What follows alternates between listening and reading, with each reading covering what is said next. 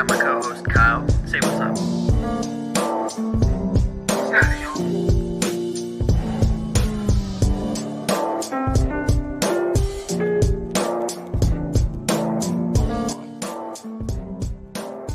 Let's get this shit going, baby. Happy New Year! It's a little bit late for... Why are you trying to rinse the people up, bro? New year, new Kyle. Yeah.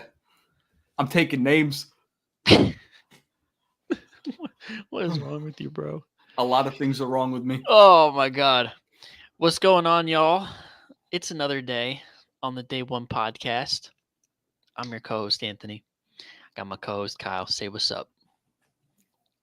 What's happening? Oh, you gotta stop that. You gotta leave that in 2023, brother. Happy New Year. It's our first show of the new 2024 year. Mm-hmm. Hope your holiday season was as great as ours were. What'd you do, bro? How'd you spend your New Year's? Let's see. So, New Year's, I went up to my good friend Matt, former coworker. I went up to his house, hung out with his family, played some Cards Against Humanity until like 2:00 in the morning. It was a good time. Man, that's Cards Against Humanity is a good time. Yeah, it's always a good time. Yeah. But yeah, that's what I got up to. It was pretty cool. How was yours? Yeah. Mine was pretty good. I went with my family went down to Easton, downtown Easton.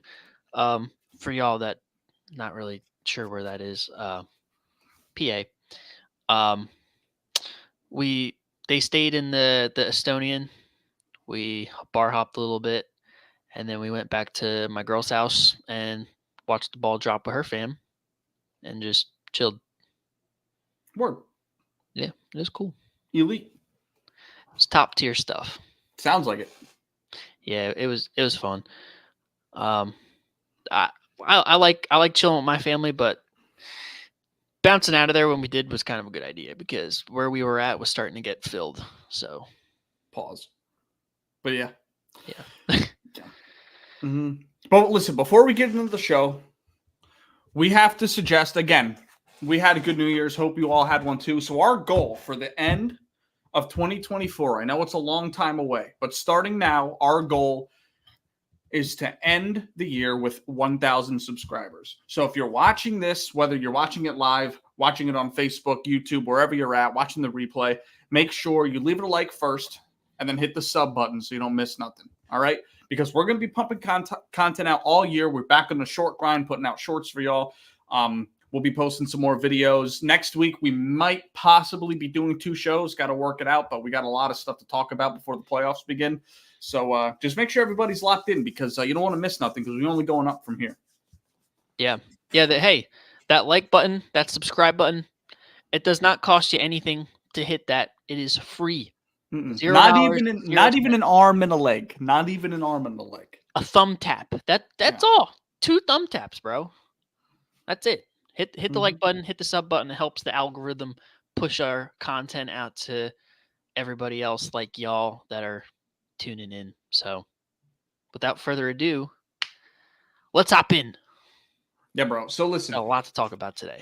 We do. We're going to start in the association first because we got a lot to talk about football, but I want to start with this. So Earlier today, Shams tweeted out that Jonathan Kuminga has completely lost faith in Steve Kerr and his coaching.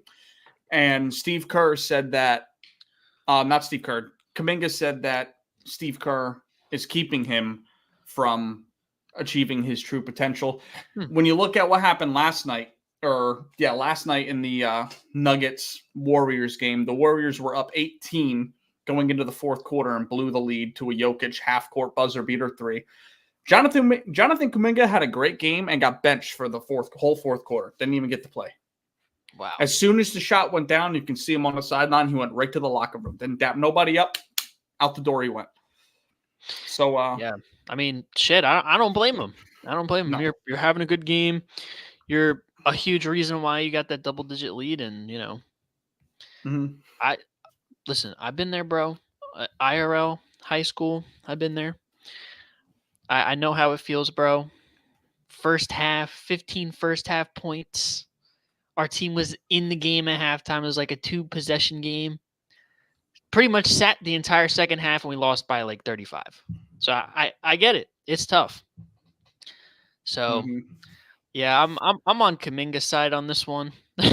just by personal experience. Yeah. It's unfortunate. And it's not a good look for the Dubs, man. It's not, and I think I'm on Kuminga's side too, but you also have to look at it like this. You're losing faith in a coach who's arguably top 3 in the league, right? Guy's won 4 championships, has consistently helped build championship rosters. And I feel like Kuminga needs to understand the situation that he's in, to where, like, if he's making all these young mistakes, he's going to get sat, because this team doesn't have time to wait for him to develop. Right. I mean, we're on his 3rd year, and he really hasn't made that much of a jump. The only jump that he's made is somewhat defensively. He's become a slightly above average defender. He hasn't really done anything else other than that. So I get it on a Warriors perspective, where you put your best 5 out there and your guys that you know can win a game, especially in a game like that. It's a win now type of environment. You're playing the former champions. You need your best guys out there and vets that can get the job done. And it just didn't fall their way last night. But yeah, I don't really know where the Warriors go from here. They're really starting to fall apart at the seams. Yeah, seems that way. Yeah, I mean, Clay struggling. You've got obviously Draymond being out for the last 18 games, 18 days or so. You just have a lot of pots boiling water right now, and it's just not looking good. So I have a way that we could solve all the problems, and that's trading Kuminga. Yeah. Okay. Yeah. So I think we should go ahead and look at some of these scenarios that I've built up for Jonathan Kuminga, and some trade scenarios where we could go, where the Warriors can get better because they're hovering around that 500 mark. Okay, so what do you think here?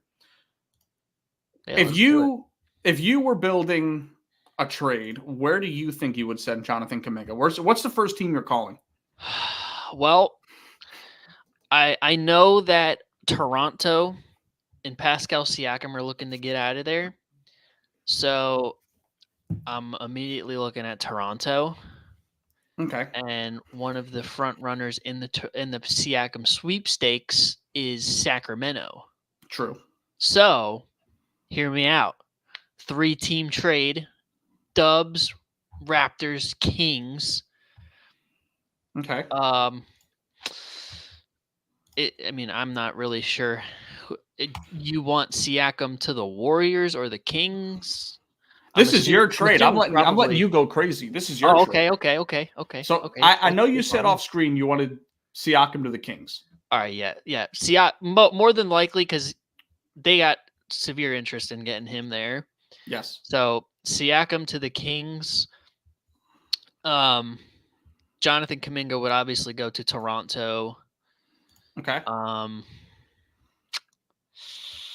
And we don't have to include like picks and stuff like that. Right. I was thinking about, you're gonna have to send picks. Absolutely. I'd probably. Man. Kevin Huerter's been made available. Harrison Barnes. I'd probably. I would probably. They need to get off like 34 million about the Kings. Right. So it'd probably be like Harrison Barnes to Toronto. Okay. And Kevin Huerter to the Dubs. And Gary Trent to the Dubs. Gary Trent to the Dubs. Okay, so the Warriors and probably send like a future first or second to the Warriors. You're gonna have to like just swap picks pretty much. Okay, but this is the basis of the trade you're thinking right here. Yeah, Siakam to the Kings, Barnes and Kuminga to the Raptors, and then 2 shooting guards over to the Warriors. Or that, and hold on, go down in the Warriors. Mm-hmm. Moses Moody to Sacramento. Okay. I actually really like that. I'm not gonna lie to you. That'd probably be my trade. Because Mm-hmm. Moses Moody's also another one that's kind of voiced displeasure with Steve Kerr. So send him Yep. to Sacramento where he's gonna have a role off the bench. And Siakam where he can pair with Sabonis. Mm-hmm. I really don't hate it. I mean, obviously it doesn't work because the money that the Warriors are bringing in compared to what they're giving out. Right. They would have to go and like move Wiggs or something like that. So I want to show you the trade that I'm thinking. Okay. And it's just between these two. Okay. Mm-hmm. So the Warriors are rumored to be in the Siakam sweepstakes. So I have Siakam going to the Dubs. Okay. And I have Chris Boucher going to the Dubs. Uh-huh. Okay.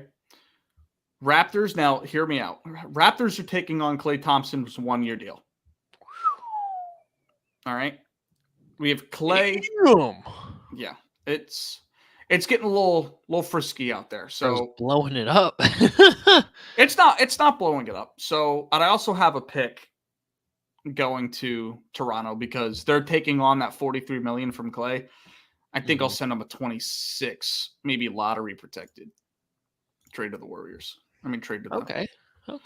Okay. So if we hit try trade, that works. I think this is probably what could get the job done, mainly because you want to get off Siakam. You bring in Klay. It doesn't really fit the timeline because he's only got 1 year on his deal. So you're going to lose that money and you can bring in some more young guys. Right. And the good piece you get is obviously the first round pick and Kuminga. Chris Boucher's to make the salary work. So that's my first trade. Okay. See if my trade is successful. Sure, let's do it. So let's bring in the Kings. And we had Kuminga to the Raptors. Mm-hmm. Siakam to the Kings. We didn't have Boucher. We had Gary Trent to Although the Warriors. You might be able to. You're still taking on a lot of salary, though. Yeah. And then what else did we send out? Moody to the Kings. Let's see. Yeah, that looks about right. I gotta get rid of the first round pick though. Undo that just to see if the money works. Failed. Oh, Okay, so financially. Yeah. Kings can only take back 41. Okay, so that's not too far off. And then the Warriors, they have to cut 23 from this deal. So you could theoretically move off Klay if you're bringing in 2 shooting guards and send him to Toronto. You could do something like this. I don't know if that'll work though. I think the money's crazy for the Raptors now. Yeah. Yeah, hard cap. That's tough. That is tough. Mm-hmm. But I like this though. I do like the idea of the Warriors getting 2 shooting guards. I just think Brandon Podjemski's been playing too well for them to really care. Right. All right. So, back to your other trade. Gotcha. So let's get them boys out of here. Let's reset. We're gonna go over to the Jazz.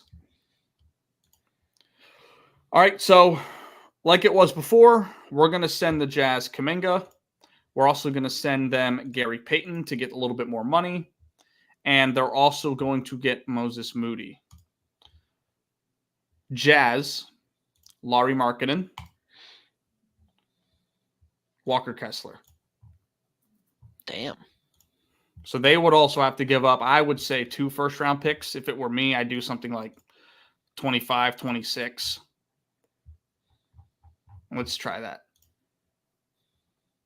That works. So in this trade, we move off pretty much all of our young pieces plus a good point guard in Gary Payton. I feel like we can move off Payton. He's consistently injured, and bringing in Lauri and Walker Kessler, we're adding defense to the front court. So I don't feel like we necessarily need Gary Payton on the roster. We only have one big, and it's Looney. He can only play so many minutes. And then Lauri Markkanen is a stretch big. He played small forward with the Cavs for a little while. So I feel like the pairing with him, Draymond, and Walker Kessler could work. Right.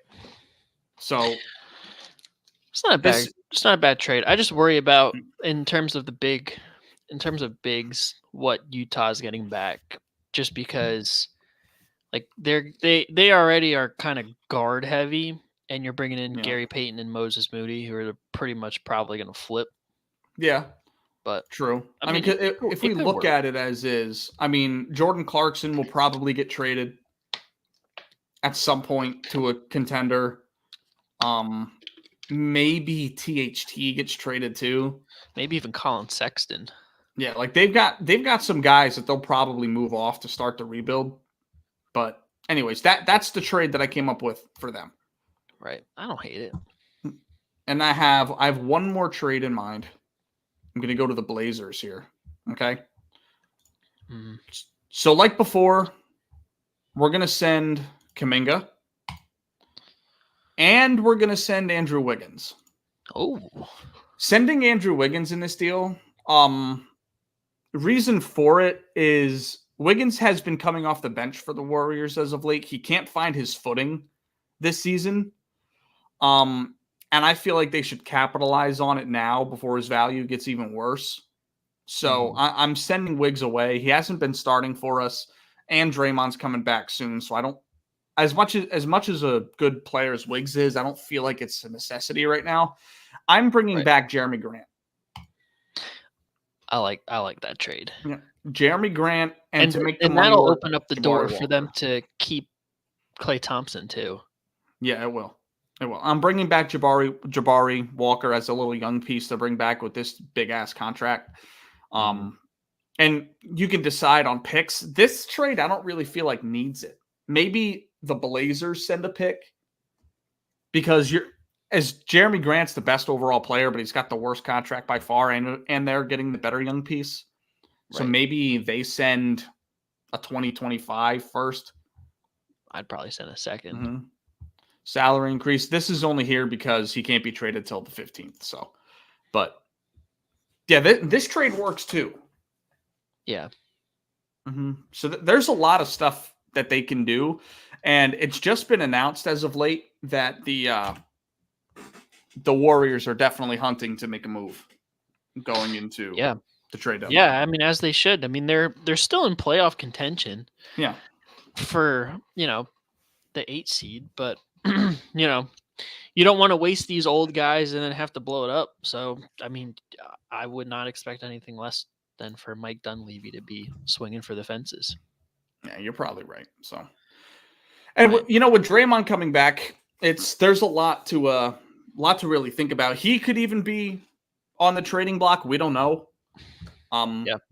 But I feel like if they're going to part with anybody, it's going to be Wiggins, then Klay. I don't feel like they're willing to give up Draymond just because Draymond is one of the most valuable players in the league still. He's your glue guy.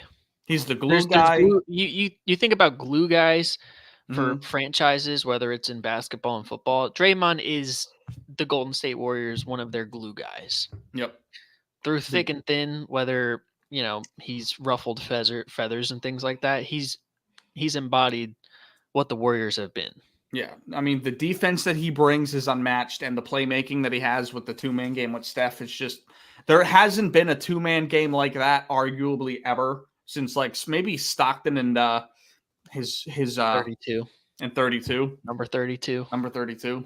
So that's probably – I mean, those two are awesome together. So I don't think they're going to get off them. I definitely think Wiggins is going to be moved at some point, though.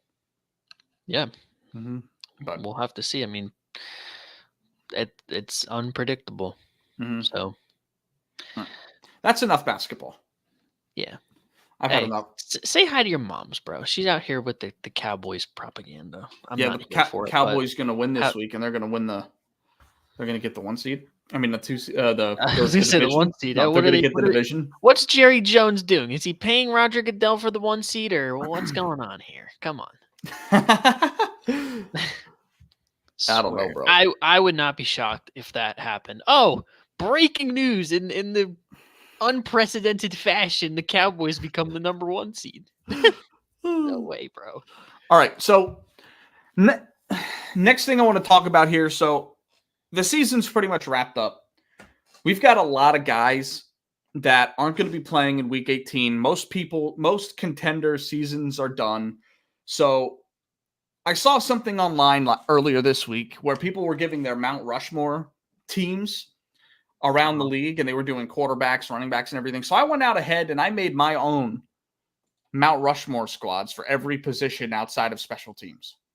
Okay. Okay. So What do you say? Special teams?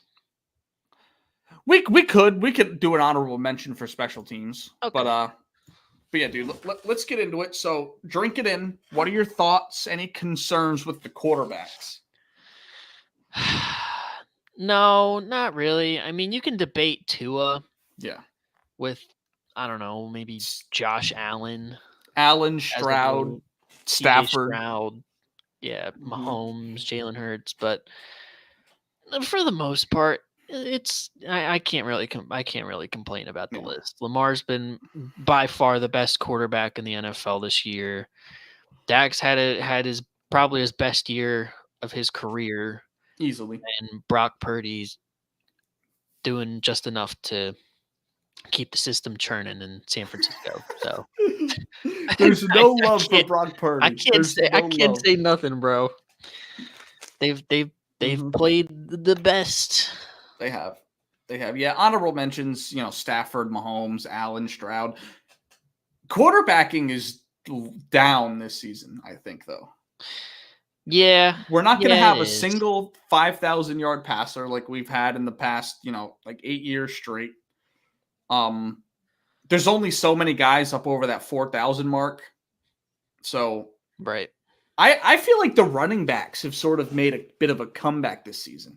Yeah, bro. And it's so good to see because obviously the running game is an important part of football. You never want to see something that is important become not important. So it's good to see. It's good to see the running backs make a little comeback. Yeah. Speaking of which, running backs. I personally think these have been the 4 best running backs in football. And you can argue Kyron Williams shouldn't be on the list because he missed 4 games, but he's also number 2 in the league in rushing. Yeah. So I'm not opposed to that either. And they're also in order, by the way. Yeah. Yeah. No, I don't. Yeah. I don't feel like this is a stretch by any of the imaginations. I mean, we know CMC has been the best out of all of them. Mostert's leading the league in touchdowns. Kyron Williams has been ridiculous, even though he's missed 4 games. And Travis Etienne's had a Pro Bowl caliber season. Yeah, I'm not mad at it. I mean, in my opinion, you can probably flip flop DeAndre Swift and Travis Etienne. Yeah, because he's also had kind of a similar season, just not as much touchdowns. But yeah, bro, I can't complain. No, and there's a couple other guys. I mean, you look at Derrick Henry's always in the running for something like this. James Cook, as of late especially, has been really good. He only has 2 rushing touchdowns on the season. Thank you, Josh Allen. He's only got 2 rushing touchdowns, so I couldn't put him on here. Joe Mixon has been sneaky good this season. Despite I don't know, bro. Joe Mixon is just mid. He's so mid, but like he's so mid. You know what I mean? I mean, he makes you double take a little bit, Joe Mixon. Yeah. No, I think these are 4 good choices. Yeah. Yep. Wide receivers, Tyreek Hill, CeeDee Lamb, AJ, Amon-Ra. Again, I can't complain. I love that you finally showed one of our guys love here. Yep. AJ deserves it. Tyreek Hill, the best wide receiver by far, by a mile this year. CeeDee Lamb, a great year from him. Really shutting up the doubters, including myself, about that wide receiver 1 debate. Yeah. He's played like a wide receiver number 1 this year. And Amon-Ra St. Brown. Holy snub, bro. We'll get into the Pro Bowl snubs later, but holy snub, bro. Yeah. Amon-Ra St. Brown has been ridiculous. If he gets 8 catches this season, he'll be number 2 all time in receptions in his first 3 seasons. Honorable mentions, Puka Nacua, I really wanted to put on here. No. He's been awesome, dude. He's got 1,500 yards in a system that has Kyron Williams running the piss out of the ball and Cooper Kupp on his roster. He's been insane. Brandon Ayuk is one of them who's been awesome. Yeah. Talk about another snub, Brandon Ayuk. Yeah, Brandon Ayuk. Yeah. Amari Cooper has been great. And also I want to give love to Mike Evans, leading the league in receiving touchdowns. He's been awesome, especially with Baker out there. He's got 10 straight 1,000-yard receiving seasons. We're watching a Hall of Famer in real time. That's all I can say. Do you think he gets in at the end of the day? Yeah, I think so. Maybe not first ballot, but yeah, I think so. My thing is if the numbers seem to be there. He's won a Super Bowl. He's made Pro Bowls. Mm-hmm. Yeah. If they're not putting Ocho in there, do you think they'll put in Mike Evans? I feel like wide receivers have been difficult to get in for a while now. Yeah, but again, it's they're two different receivers, and they've done their resumes are completely different. Mike Evans has done more than Ocho. Yeah, I mean Ocho's at like 12,000 receiving yards. I think Mike Evans has maybe like 4 more touchdowns than him right now. Right, and the yards are probably similar. Yeah, Mike Evans is at 11. Yeah, Mike Evans also has the Super Bowl in where Ocho doesn't. I'd like to put Ocho in. I love Ocho, but yeah, facts. Shout out Nightcap, Shannon and Ocho. Yeah, I watch that shit every time it's on. Yeah, but no, I think Mike Evans eventually gets into the Hall of Fame, bro. Yeah, and also shout out future Jet Michael Pittman, and also shout out Keenan Allen. Yeah, Keenan Allen, who dipped on me the last month of fantasy football. You got to give Jamar Chase love too. 1,200 yards with Jake Browning as his quarterback. Yeah, bro, for sure. That's pretty cool. And then also Garrett Wilson.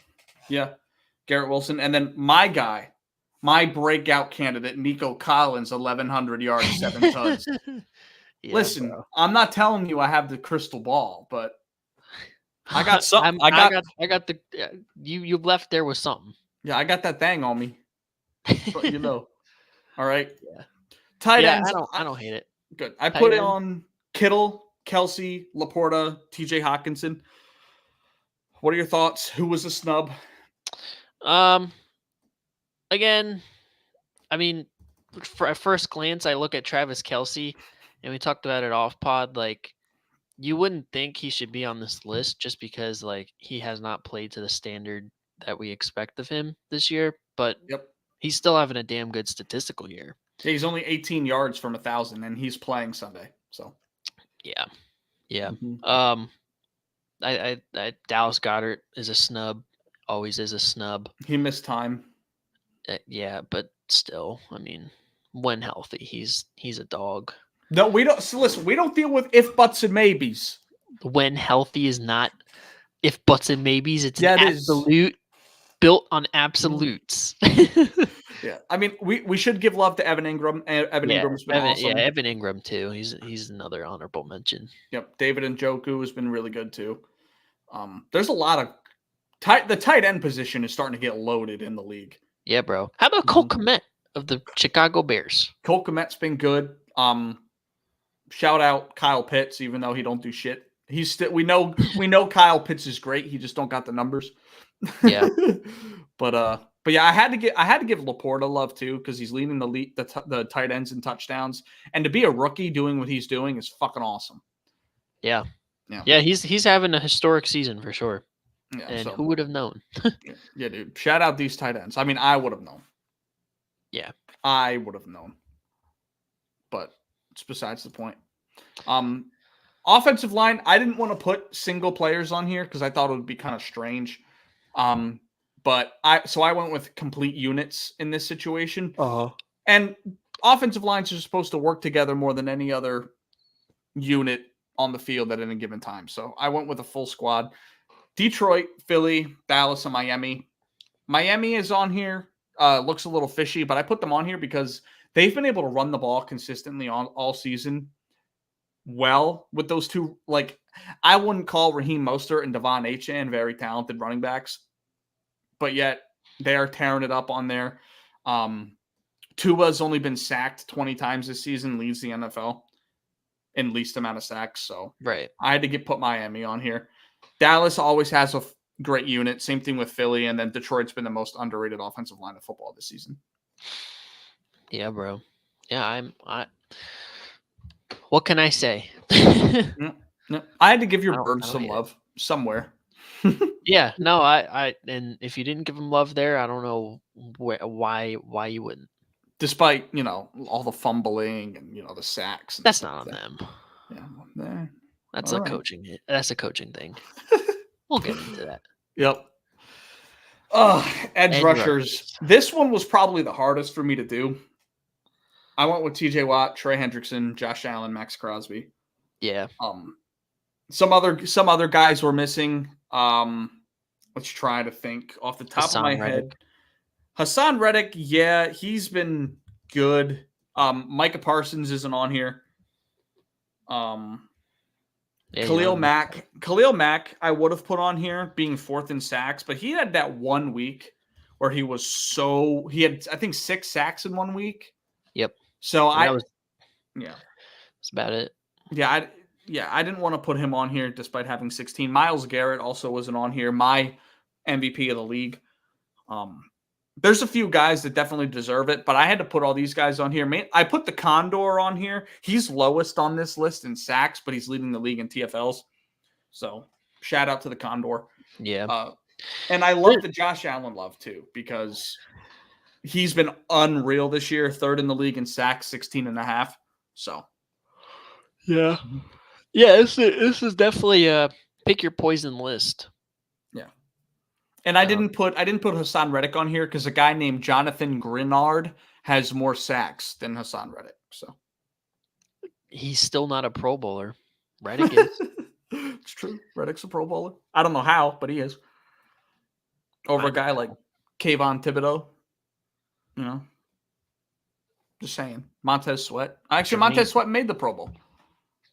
How about that? Yeah, shout out. Who does he represent? Washington or Chicago? Both, because he's leading sacks on both those teams. Yep. That's outrageous. That's hilarious. Yeah, he's top 10 in sacks as well. There's a lot of sack numbers this year. A lot. There's I think 11 guys over 13 sacks. So wow. That's kind of outrageous. That's wild. Offensive line plays poor. Yeah. But yeah, dude. D tackles, Justin Madubuike. I've never heard of him until this year, but the dude is currently 8th in the league in sacks with 13. He's got 12 TFLs and 4 forced fumbles. That's insane. Chris Jones is an automatic lock to be on this list every year. Same thing with Aaron Donald. Aaron Donald doesn't have the sack lists, but he is leading in sacks on double teams with 8, which is nuts. And Ed Oliver, sneaky guy I put on here. He's 20th in the league in sacks, 9.5, but he's got 20 TFLs, 3 forced fumbles. I had to give him love over a guy like Zach Sealer. No one knows who that is, so I don't want to put him on the list. Yeah. But yeah, dude, interior D-line was kind of easy. I saw these 4 names, instantly picked them. Right. Yeah, and I have no idea. I still don't know who Justin Madubuike is, but he's on the list. Well, yeah. If you don't know, now you know. Yeah, facts. Yep. Everyone add that name into your vocabulary. Madubuike. Yes, sir.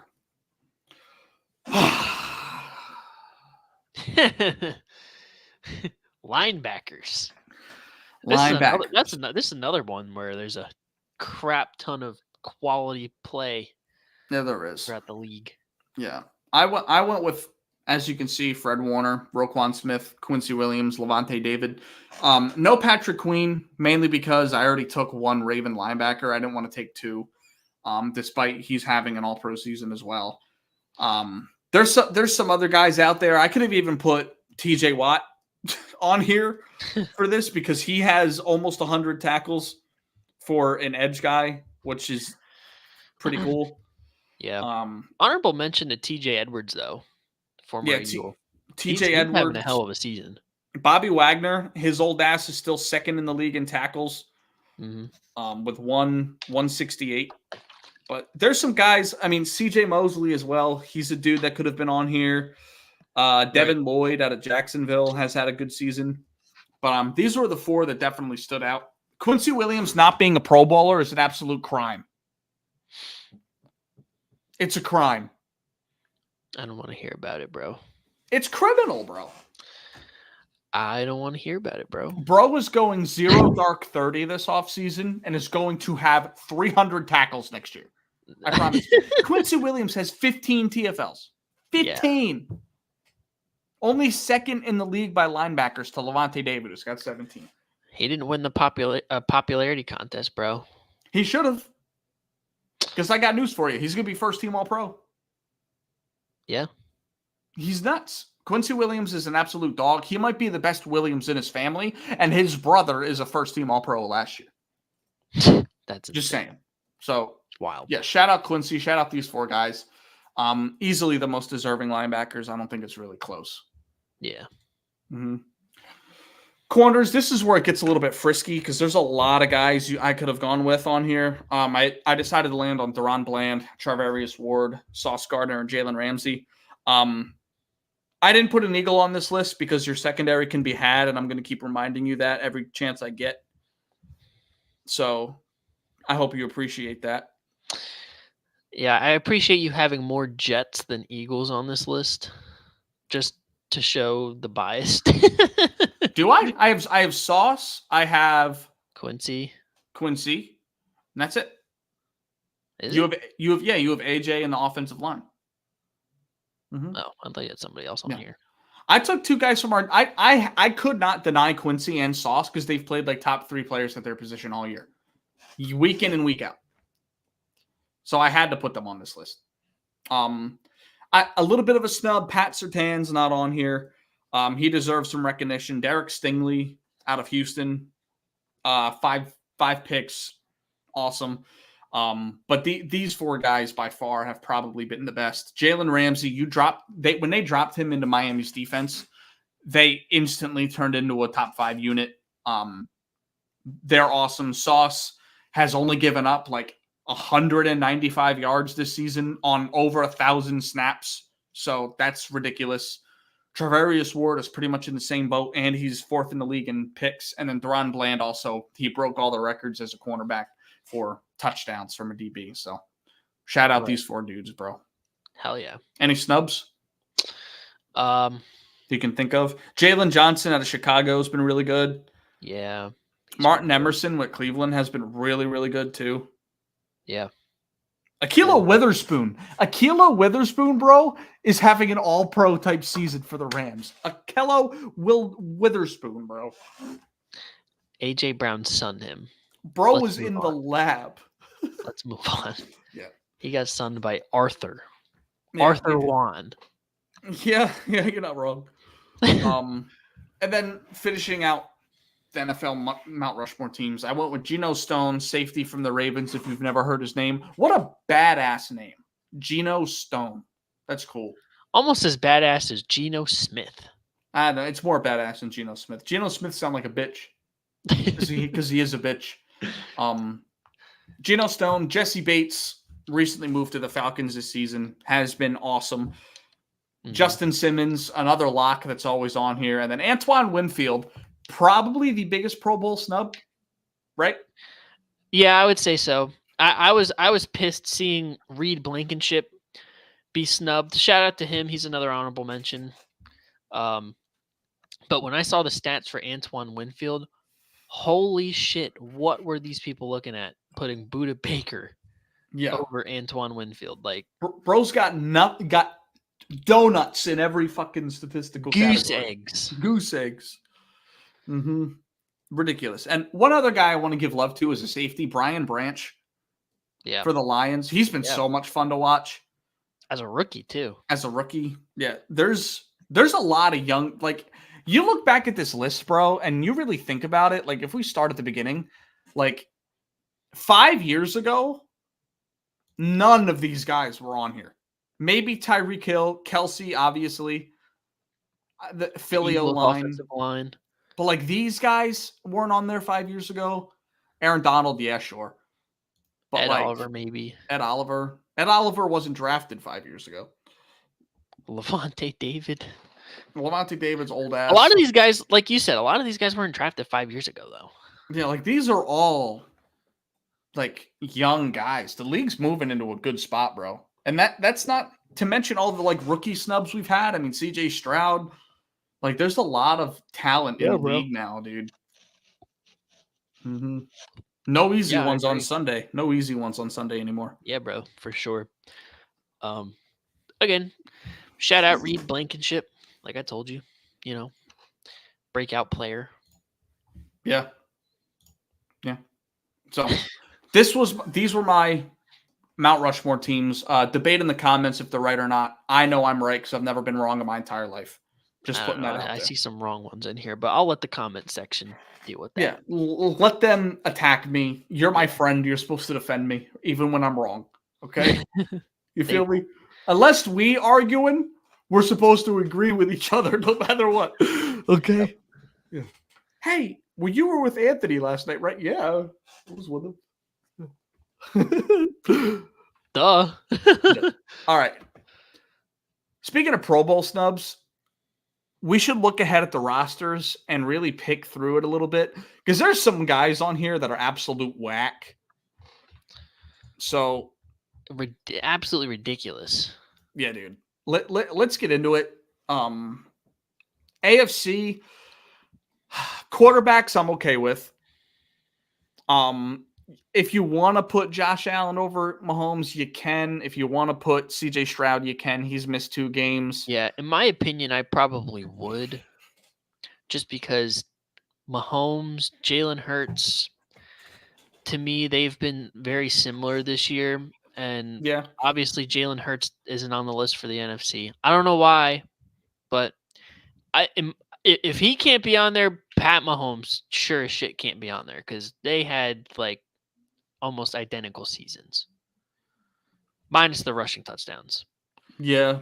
I'd probably put Josh Allen over Mahomes, but what are you gonna do? The Pro Bowl is a popularity contest. Yeah, I feel like the argument, obviously, popularity contest, but on top of it, Patrick Mahomes has a better record than all those teams as of now.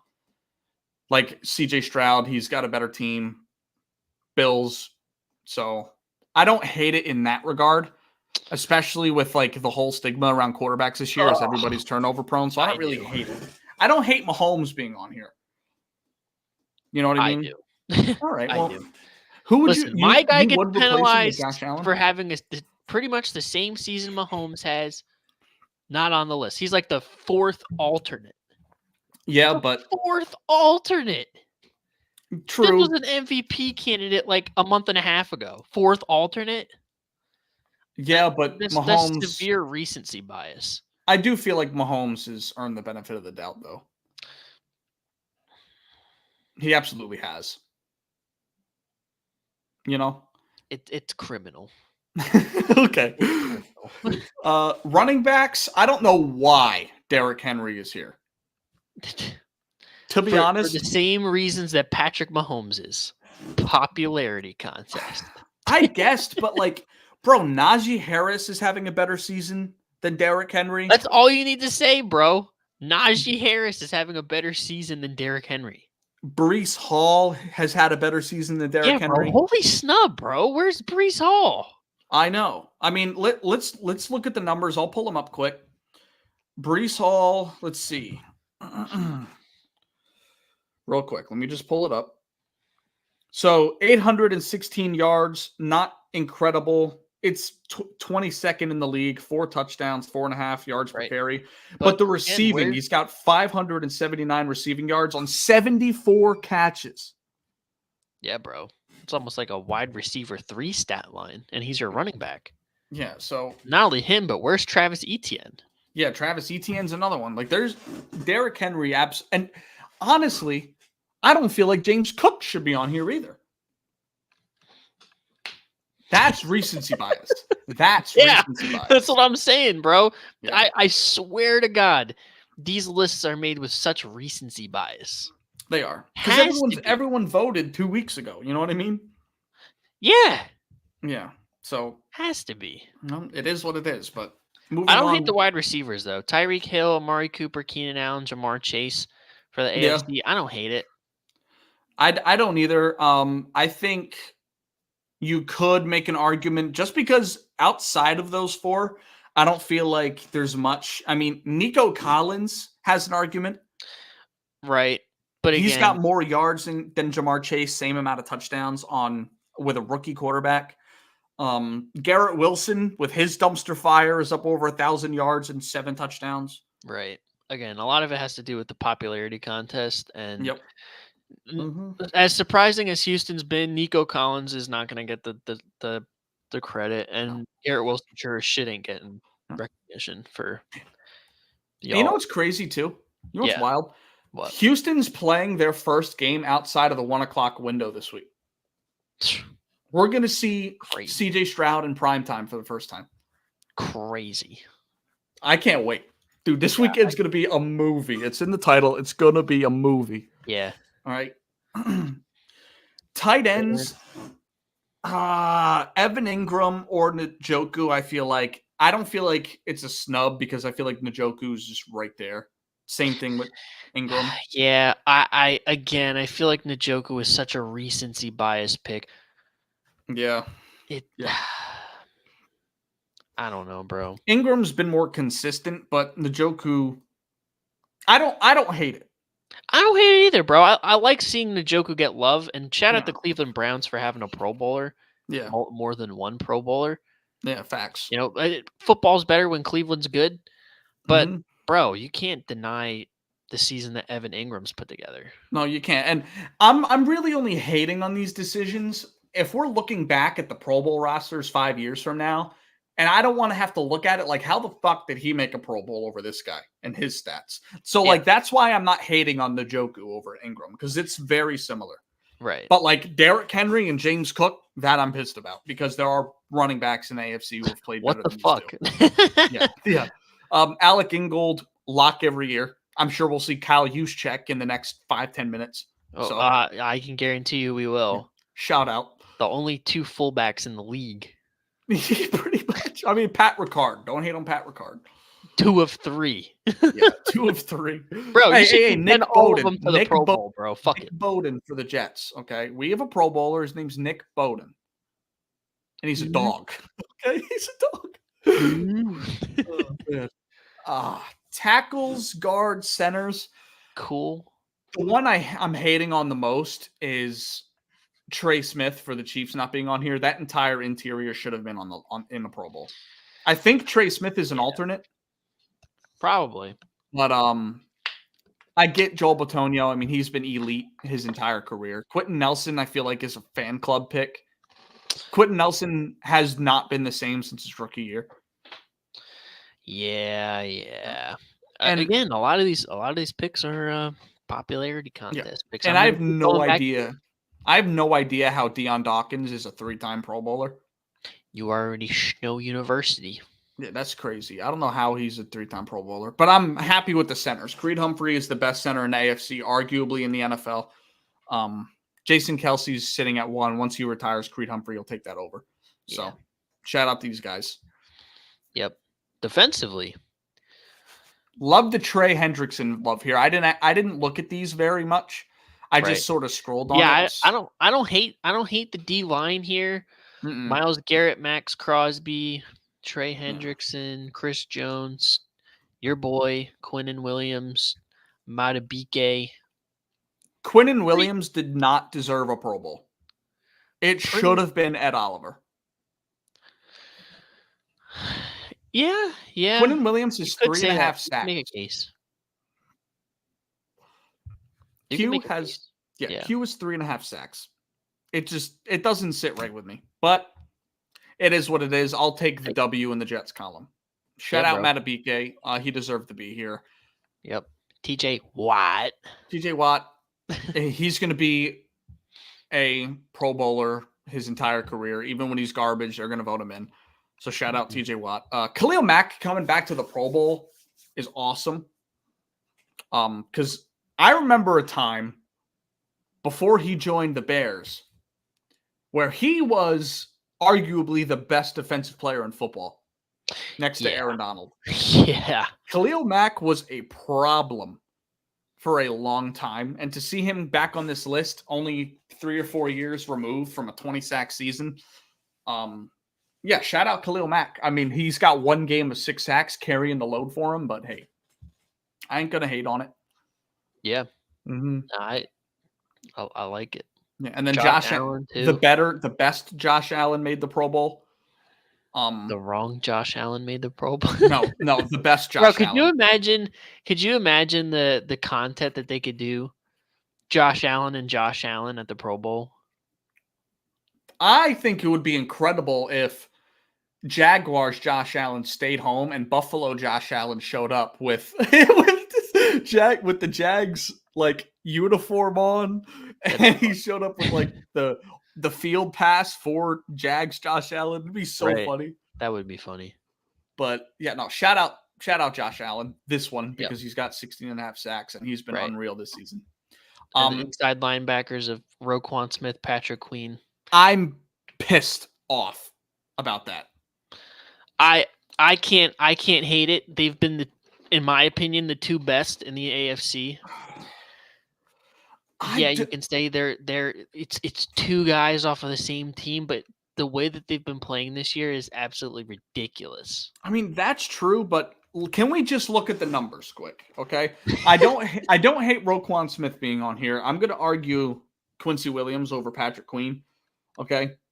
So let's find Quincy's. Quincy has, let's see, how many tackles is that? 131 compared to 125. Okay. Patrick Queen, 3.5 sacks to Quincy Williams, 2. I don't really bake sacks in too much for interior guys. I don't know if you do.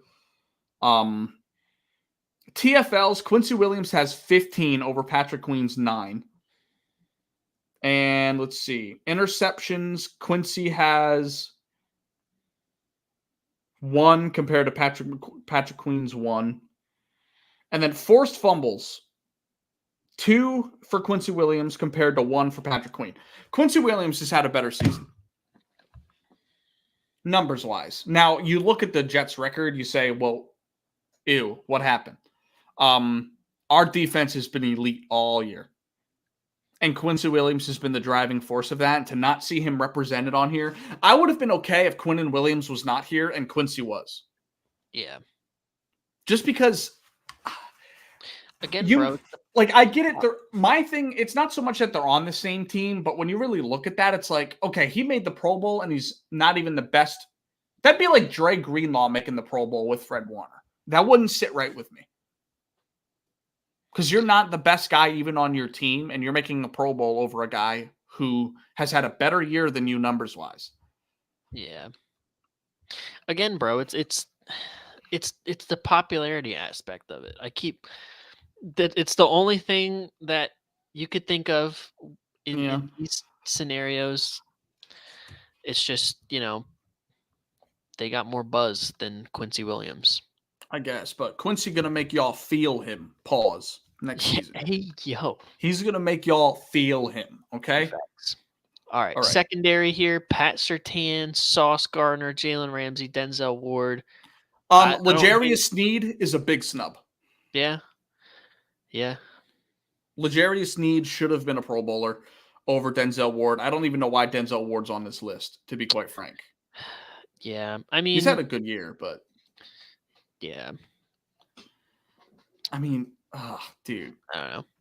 I don't like that. I don't know, bro. And then you got Justin Simmons, Minka Fitzpatrick, and Kyle Hamilton. Yeah, I mean, I don't hate Kyle Hamilton. You could make an argument for yeah. You can make an argument for Micah Hyde. Yeah. But I don't hate giving the one strong safety spot to the best overall defense in football. I don't hate that. Yeah. He's had a hell of a season. Yeah. I mean, Minka's fine. I could argue Derwin James over Minka, but I'll take it. Long snapper, who? AJ Cole, Justin Tucker, punter, kicker. AJ Cole being the Pro Bowl punter over Thomas Morstead is a problem.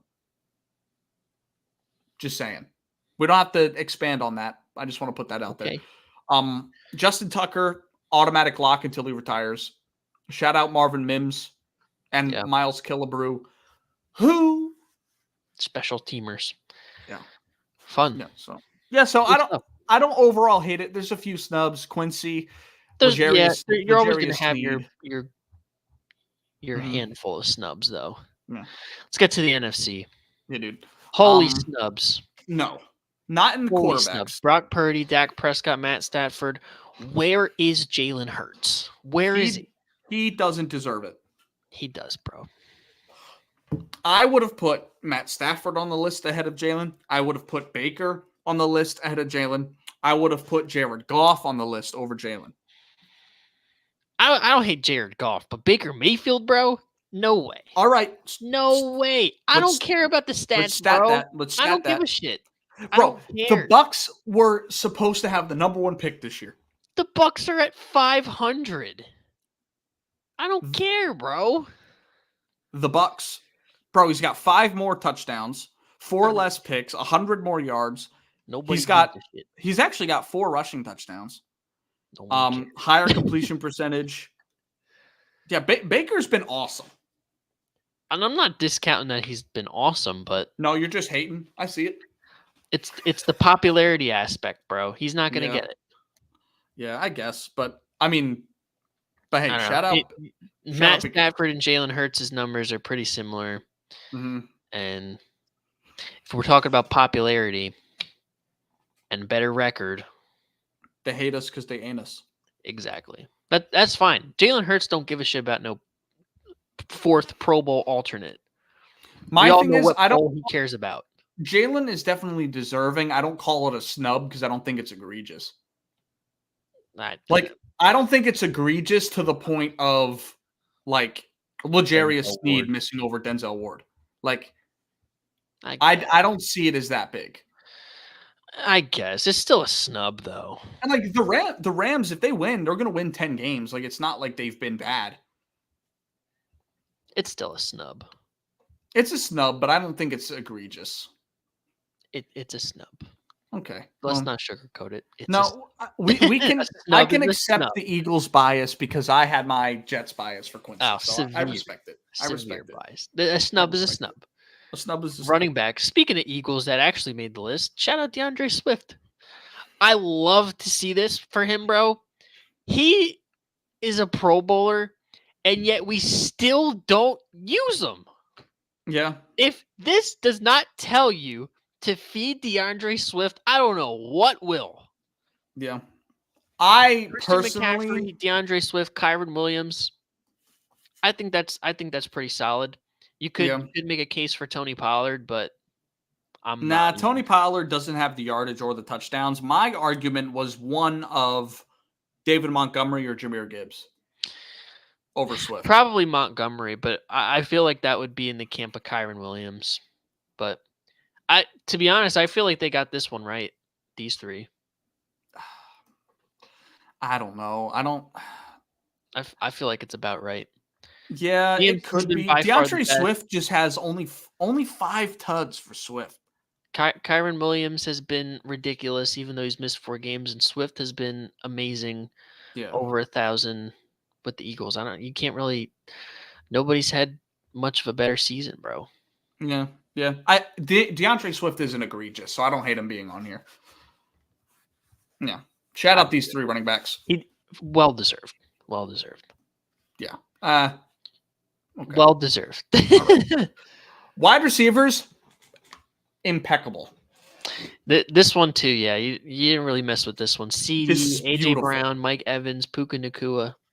Yeah.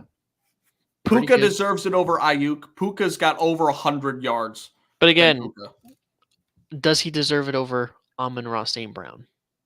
Puka? Let's look. He's got 75. No. Well, maybe. No, he really doesn't. I mean, I don't think it's a snub because it's not egregious. I mean, look at the numbers. Puka's got over 75 yards more. on less receptions, 11 less, and he's got 4 less touchdowns. So it's really not egregious, especially because he's a rookie. Like if Puka Nacua was in year 4, I get it. But he's doing this as a rookie with Cooper Kupp on his team. Let's not forget that. Yeah. I would say the one that you could most likely replace is Mike Evans. I mean, he's got more touchdowns than any other receiver in football, but he's 10th in the league in receiving yards. Like, you could argue St. Brown and Ayuk, but I don't feel like there's anything egregious. I think it's good.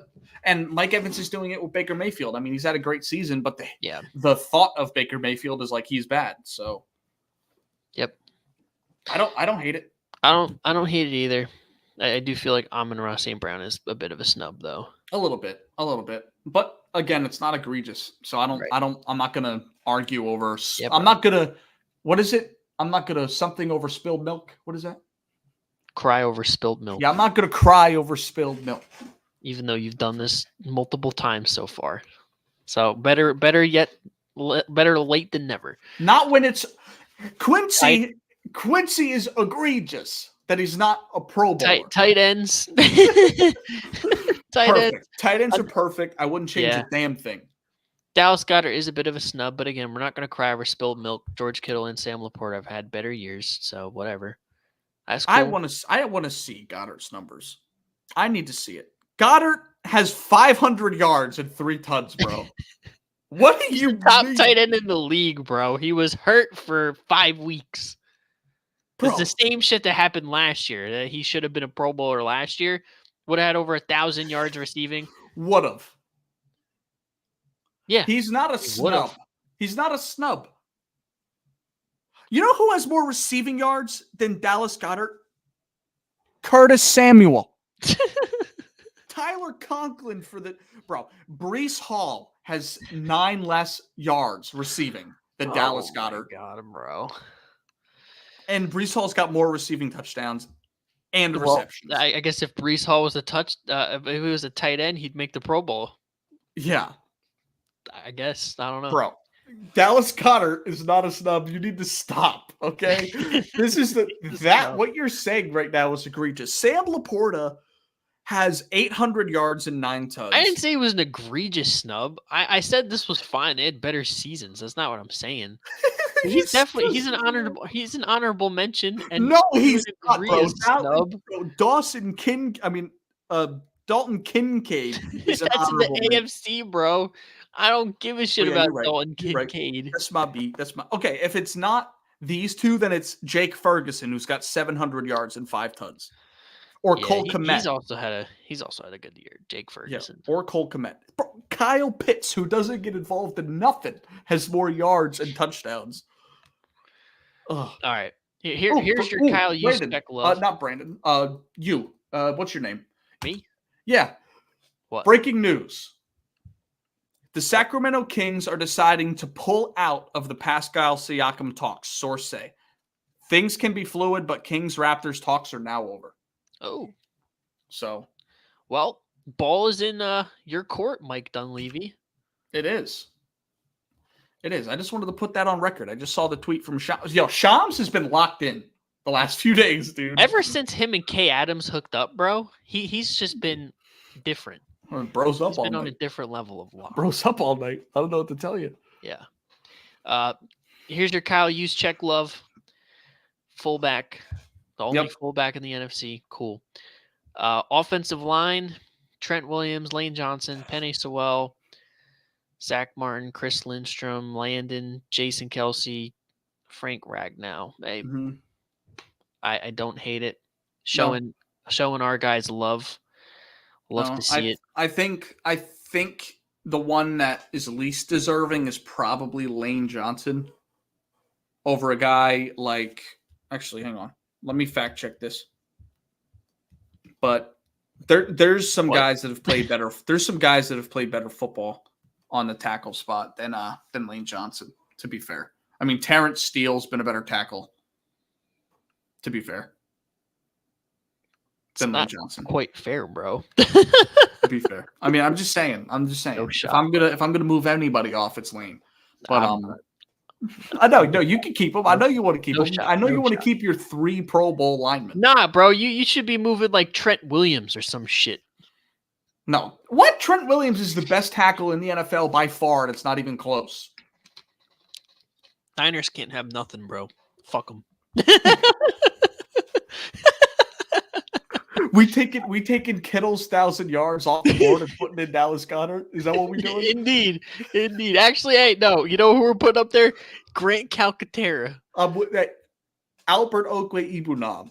Yeah, bro has not even gotten a snap this year. He deserves it. Oh God! Listen, I respect it. Okay, I'm not gonna hate. I can't be mad at the offensive line. I No, mean, the offensive line. I really don't give a shit other than like half of our offensive line being there. I'm cool. Yep. Yeah, you're right.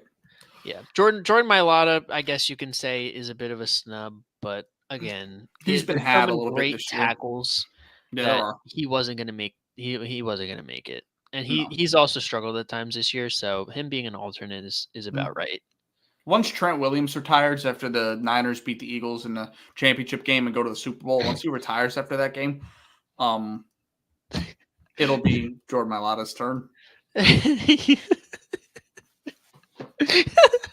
Yo, you can't let me have nothing, bro. What the fuck is wrong with you? I'm sorry. Defense. Oh my God. Nick Bosa, Montez Sweat. So he is representing only the Chicago Bears. I guess both teams. Commanders again. Poor Commanders. Aiden Hutchinson, Aaron Donald, Sexy Dexy, Javon Hargrave. I don't hate it. Yeah, I don't hate it. Yeah, I'm okay with Sweat and Aiden Hutchinson mainly because they put in these guys down here as linebackers. So I'm okay with squeezing them in. Yep. It's a pretty solid list. I mean, I think Kayvon Thibodeau deserved a spot. To be fair. Yeah. Kayvon Thibodeau, 11 and a half sacks. He's got more than Reddick. I wouldn't replace Reddick with him. I'd probably replace like Aiden Hutchinson, to be fair.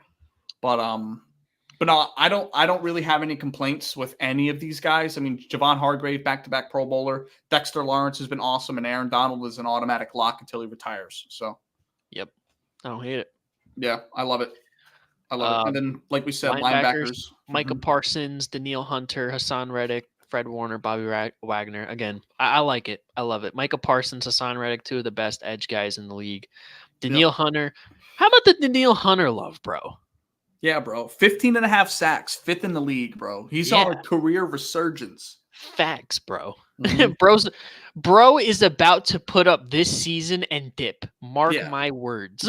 People forget the Everson Griffin, Daniil Hunter rookie year. People forget that year when they had 2 of the top 5 edge rushing seasons. Bro. Yeah. Shout out Daniil Hunter. Anytime I hear Daniil Hunter's name, he's sacking an Eagles quarterback. That's pretty much it. Whether it's Nick Foles, Carson Wentz. Actually, no, I think that was who was that? It wasn't Linval. Maybe it was. I don't know. Jalen Hurts last year. So yeah. And I love the Hassan Reddick love, even though you don't really think he's deserving of it. It's not that I don't think he's deserving. I don't think he's. I think with how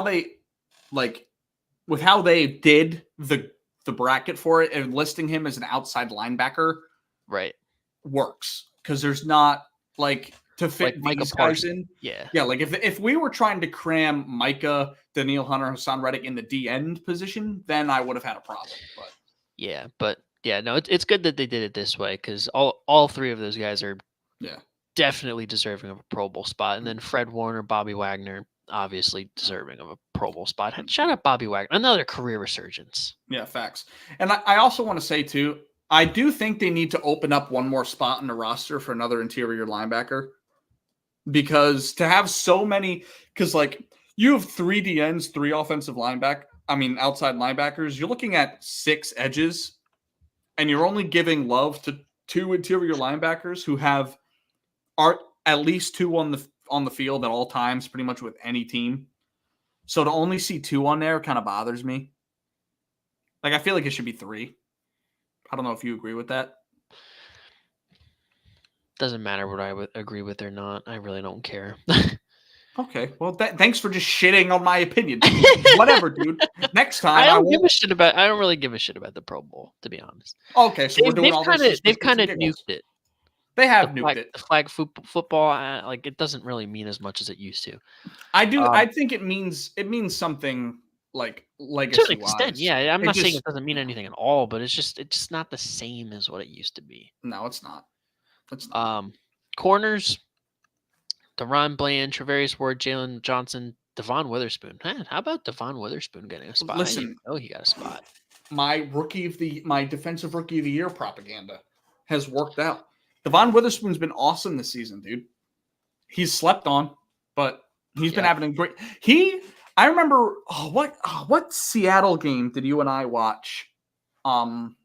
It wasn't any Seattle Eagles. It was a different game earlier in the year. It was earlier in the year, but he had like 5 TFLs. It was nuts. It was like week 3 or week 4. So it was something early. He made like 3 back-to-back plays that like saved the drive. It was awesome. Watching him play is cool because he's one of those corners that could play like big linebacker or safety. Like he's very versatile. He reminds me a lot of Xavier McKinney, but better. So I'm just putting that out there. But yeah. And then arguably, in my opinion, the biggest snubs are in the safety room here. Jesse Bates, not really a snub. He well deserved it. Budda Baker, strictly by the name, made the list. And then Julian Love. Yeah, I mean, Julian Antoine Love Winfield should be on here over Budda Baker, and you can make a case for Reed Blankenship over Julian Love. Yeah. Yeah, dude. Safety is definitely down this year, I will say. I mean, you got a guy like, I mean, Budda Baker wasn't the best safety on his team this year. That was Jalen Thompson. Jalen Thompson has been awesome this season. Mm-hmm. You could have argued him. A guy like Kirby Joseph, he's a no-name, but he could be, if we're putting Julian Love on here, a guy like fucking Kirby Joseph can make the list. And so can Reed Blankenship. There's no reason why he can't be on here if Julian Love and Budda Baker, who did jack shit this year, made the list. There's no reason why Reed can't be on there either. If we're talking Winfield or anybody else. If we're talking weight of a name, not seeing Tyrann Mathieu on here is interesting. Yeah. He's been really good this year too. Yeah. You could switch him and Budda. Yeah. I think all of the anti-Eagles fans saw Julian Love seal a game and we're like, yeah, we're voting him in the Pro Bowl. You can't knock it. You can't knock it. It's bullshit. Yeah, it is. Long snapper. Who? Shout out to the Dallas Cowboys and their special teams. Brian Anger. I said Brandon Aubrey was going to make it. Yeah. I mean, listen, I'm not mad at it, bro. Did not miss a kick this year, so I understand it. Jake Elliott is probably 1B though. Yeah, I agree. If it wasn't him, it was going to be Jake Elliott. If it wasn't Jake Elliott, it's Brandon Aubrey. So what? Yeah. There's nothing I can say about that. Rashid Shaheed as a returner. Cool. Cool. Again, I still feel like Britton Covey was a snub. A little bit, yeah. Bro was top 3 in yards per return. Mm-hmm. I mean, but hey, Rashid Shaheed can walk around and say, "Hi, my name is Pro Bowler Rashid Shaheed." But you know what's funny about Brandon Aubrey? If he hits a 50-yard kick this weekend, he'll break the record for most 50-yard kicks in a season by a kicker. Wow. Yeah. And he also holds the record for most 50-yard kicks in a single game from this year too. And he's a rookie. So that's crazy. I think that was against the Eagles too. Yeah, so shout out to the Pro Bowlers, bro. I mean, there are some snubs for sure.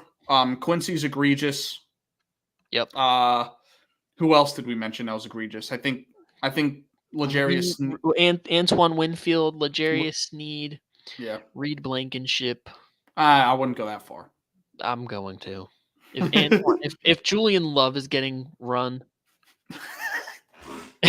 there's no reason why Reed can't get no run. Bro's just gonna warm up the seat for the boys out there. That's all he's doing. It's cool. Oh man. But yeah, bro. Shout out to all the Pro Bowlers. I say we get into try to tell y'all. Yeah, let's do it. In case you forgot, despite all this talk of the Week 18, we still have to give love to these guys. Pause. Yeah. All right. So drink it in, bro. What do you think? What are your thoughts? Is there a snub?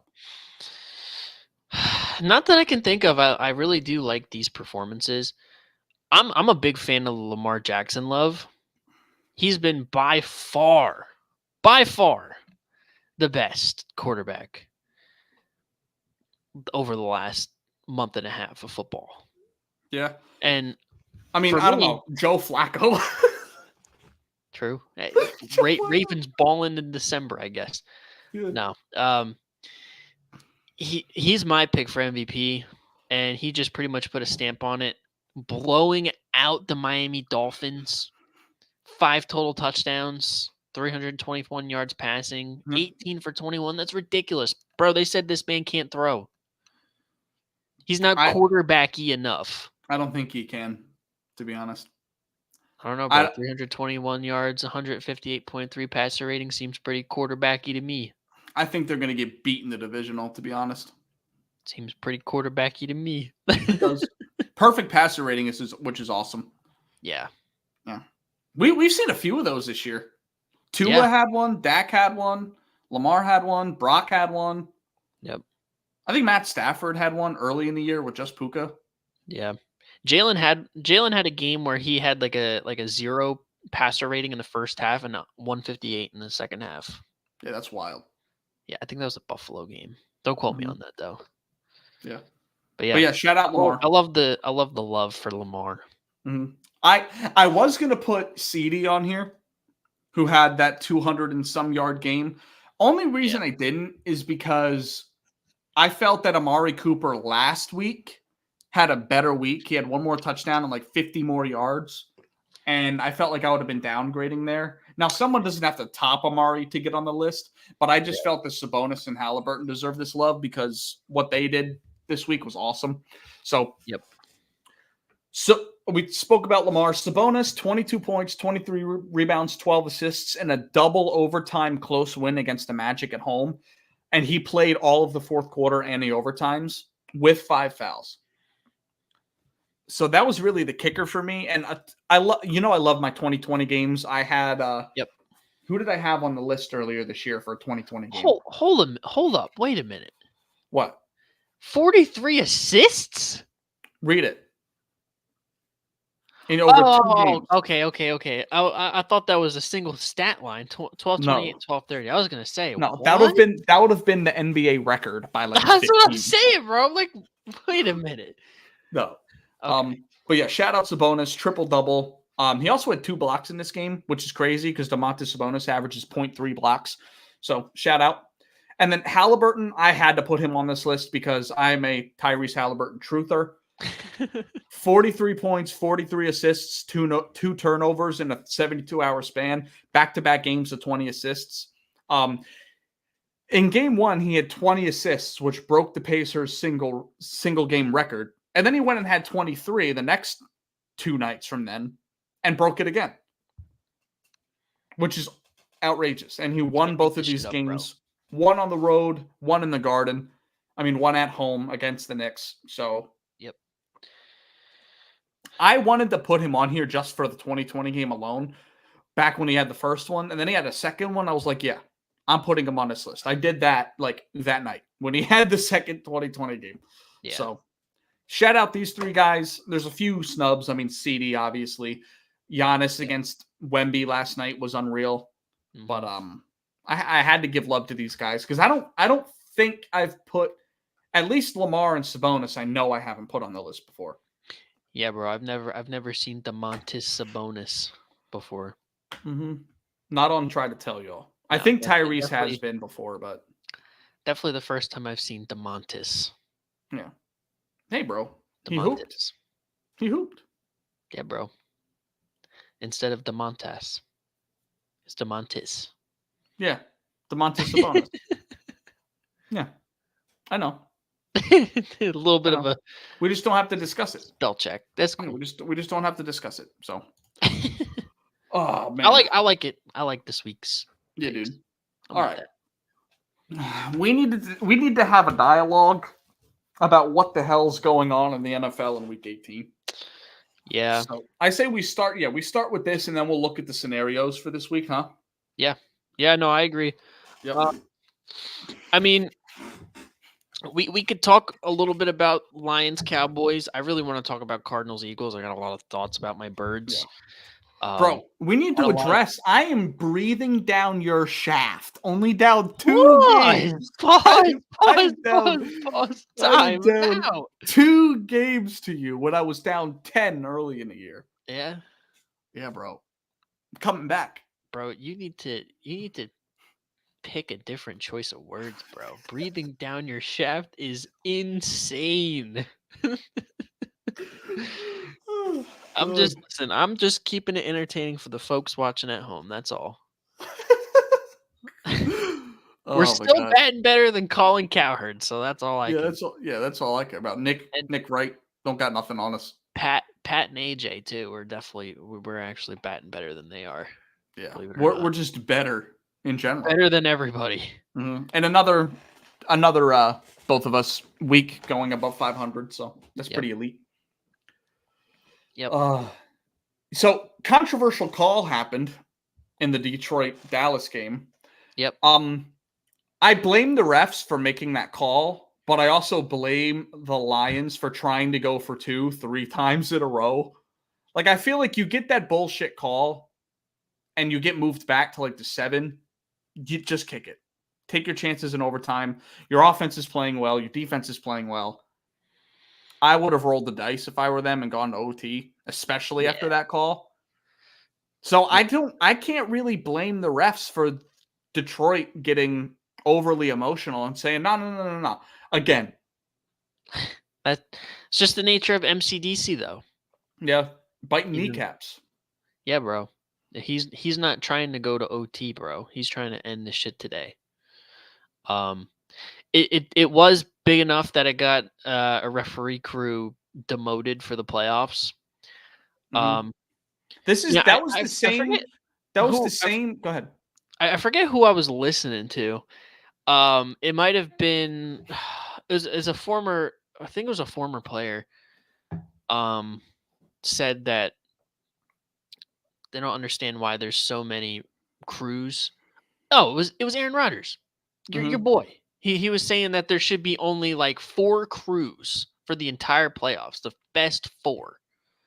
I agree with that. Instead of like giving every single person a playoff game, even though like more than half of the NFL officiating crews are terrible, it should be like the best 4 that get, wild card weekend and then the divisional conference, Super Bowl, all that stuff. Well, it can't be. I feel like it has to be 6 going into it, right? Because you can't have one crew do like one game on Saturday and then fly to the other city and get ready for another game the next day. I feel like it should be 6 and then the best 4, the best 2, and then the best 1. I think that's what he was going for. But and I agree with that. I definitely agree with that, just because the quality of officiating over the last few years has just been in a downward spiral.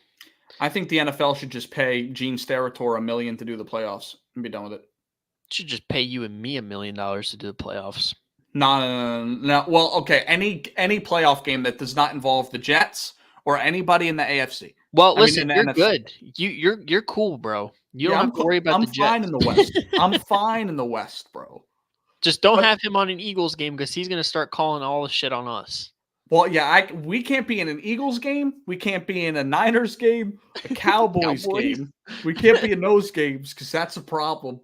Okay. Look, Jerry might get me beheaded if I was reffing the Cowboys game. Yeah, because I got news for you. I'm putting the entire mortgage payment on the Cowboys. Then I'm going to that game and calling. I'm calling Tim Donaghy ass. Yep. Yeah, bro. There's definitely an issue with officiating in the NFL right now, and something's got to give. Yeah. So maybe this is the first step to be like, all right, we need to, give these guys more compensation, better training, treat this more of like a full-time thing. Which it is. Is it not? I mean, Is it though? I don't Because know. they're really working like what, August to February? I guess, yeah. And then in the off season, have them do work Yeah. of some So sort. I don't know. The ball's in the NFL's court how they want to handle it, Hmm. but something has to change because this is just it's ridiculous. It is. I don't know, but something has to change. That squad that did the Lions Cowboys is the same one that did that Chiefs game earlier in the year. That remember that PI that was called that wasn't called on who was it? Kadarius Toney, I think. Late in the game, it was like a 40-yard bomb, clear PI. Yep. Like, I mean, we can argue that the Chiefs get more calls than most people, but in that situation, that was a call that should have gone the Chiefs' way, Yep. and it was the same crew. So, yeah, you're right. Something definitely needs to change because if we have another Nickel Roby Coleman situation in the playoffs, we might, people might riot. So, Yeah, better slick the polls if something like that happens. for sure. Dolphins Ravens. We touched on it a little bit, bro. The Ravens are a wagon. They're the best team in the NFL, and I don't even think it's close. I think it's close. I still would argue that the Niners are up there with them. But It's not even close. It's the not a conversation for me, bro. yeah, They've and I can't argue that. Line them up, take them down. Don't matter. Dolphins, Niners, Lions, Seahawks, whoever, Chiefs, all Madden team. I'm telling you right Don't now, matter. if we get Chiefs in Baltimore, I'm putting my money on the Chiefs. Not because of my personal bias. I just don't believe in the Ravens in the playoffs. I just don't. We're gonna have to see, bro. But listen, bro, it's hard to bet against them. It's and really hard to bet against them right now. And they just signed Dalvin Cook, so your boy. Yeah, not my boy. Your boy. I'm glad that was somewhat of a decent departure though, because I saw on Twitter like Robert Saleh, who's been terrible in the press conferences all year, actually had some good things to say regarding Dalvin Cook, and Dalvin Cook gave some exchange on Twitter that was pretty healthy. So gives me a little bit of hope there that our locker room isn't completely falling apart. But hey, it is what it is. Dalvin Cook's going to be a big pickup for them because, as all running backs do, they come to die with New York. I mean, look at LaDainian Tomlinson, Matt Forte, who else? Le'Veon Bell, now Dalvin Cook. Like we signed these veteran all-pro running backs and they just die with our team. It's because of our offensive line. And Breece Hall must be better than all of them, considering how well he's been playing. He must be better than LaDainian Tomlinson. Do you agree? I do. I think a discussion could be had. I think we need to move on. A different football game. But yeah, Dolphins getting upset pretty early in the playoffs. Yeah. Yeah, bro. Unless they get the Cowboys they're the Cowboys of the AFC. Mm-hmm. They're fraudulent. I do think if they get the win this weekend though, like they can definitely make it to the championship game just because they'll be at home. Maybe, but again, I mean they can be beat at home. Yeah. I don't know. I don't know if I can see the Texans or the Colts going into Miami and winning. I don't know, bro. I don't know. They're just such a wishy-washy team in my eyes. Mm-hmm. Like you should not get beat that bad. Like no. Shouldn't. Shit happens, dude. That's the best team in football. Yeah, they're an absolute wagon. Patriots Bills, I tried to tell you. The Bills are frauds. I don't care that they've been winning games, bro. It took it came down to the last play in this Patriots Bills game for the Bills to win. The Patriots are trying to lose, actively trying to lose, and the Bills still. Oh my God! Josh Allen started the game 0 for 11 passing. Did you know that? No, I knew that. Because I was watching it with my own two eyes. Because bro is a habitual Josh Allen untruther. Stephon Diggs in the first 6 weeks was averaging 85 yards a game. Since week 8, he's averaging 33 yards per game. What Bro is on a milk carton? Yeah, what is going on in Buffalo? Do you think there's something there with Diggs? I mean, we saw all the stuff this past offseason. And I do. I think there is something going on there. But we won't know until we get to the off season if that's really the case. But yeah, it's not a coincidence. it'll show its head in this game. Yep. Definitely. Like if he Yep. starts acting a fool on the sidelines, rightfully so, because Diggs is, when he's playing his best, is a top 5 inarguable receiver in football. He's all, and like his whole career, he's been the most targeted receiver in the league. So Yep. Yeah, there's a lot to be said there, and I think we might be starting to discuss Stephon Diggs on another team come the offseason. Yeah, bro. Hopefully it's not the Dallas Cowboys, but we'll see. I would bet my bottom dollar that he goes to Dallas. God, I hope not. But Jerry Jones gave up a first-round pick for Amari Cooper. He will do the same thing for Diggs. God, I hope not. But anyway. Yep. Somebody that's actually got themselves in the conversation. How about Chicago, bro? They don't deserve any love. How about no, bro? Come on, give them a little bit of love, bro. Justin Trying Fields to figure out their quarterback situation. It looks like they're probably leaning. At least the players are. They're leaning towards Justin Fields is our guy. Surround us with talent. And to be honest, I think that's the right move. Yeah, they are all over Justin Fields. That entire locker room, you heard DJ Moore come out and say, "Hey, listen, I want to play with Justin Fields." He said it in a press conference. He said he's him. So what do you looking at it now, they're out of playoff contention. So no matter what they do, win or lose this week, nothing changes in my opinion. What do you think they do? If it's me, it's not my bias against Justin Fields. It's I think Caleb Williams has a chance to be one of them ones. And I don't think Justin Fields is if I'm Chicago. So I'm drafting Caleb. Because think about it. You have to for a premier player. But you have to pay. Wait, trading Justin Fields for a premium player or the first round pick? I'm trading that one pick for a premier player. I don't know who that is, but Diggs? Probably a defensive superstar. Maybe like a Brian Burns, bro. That's interesting. You can get Brian Burns, pair him with like Montez Sweat, the linebackers there, and draft out or sign some of the defense because they still have you still have the fourth pick if they're able to keep that.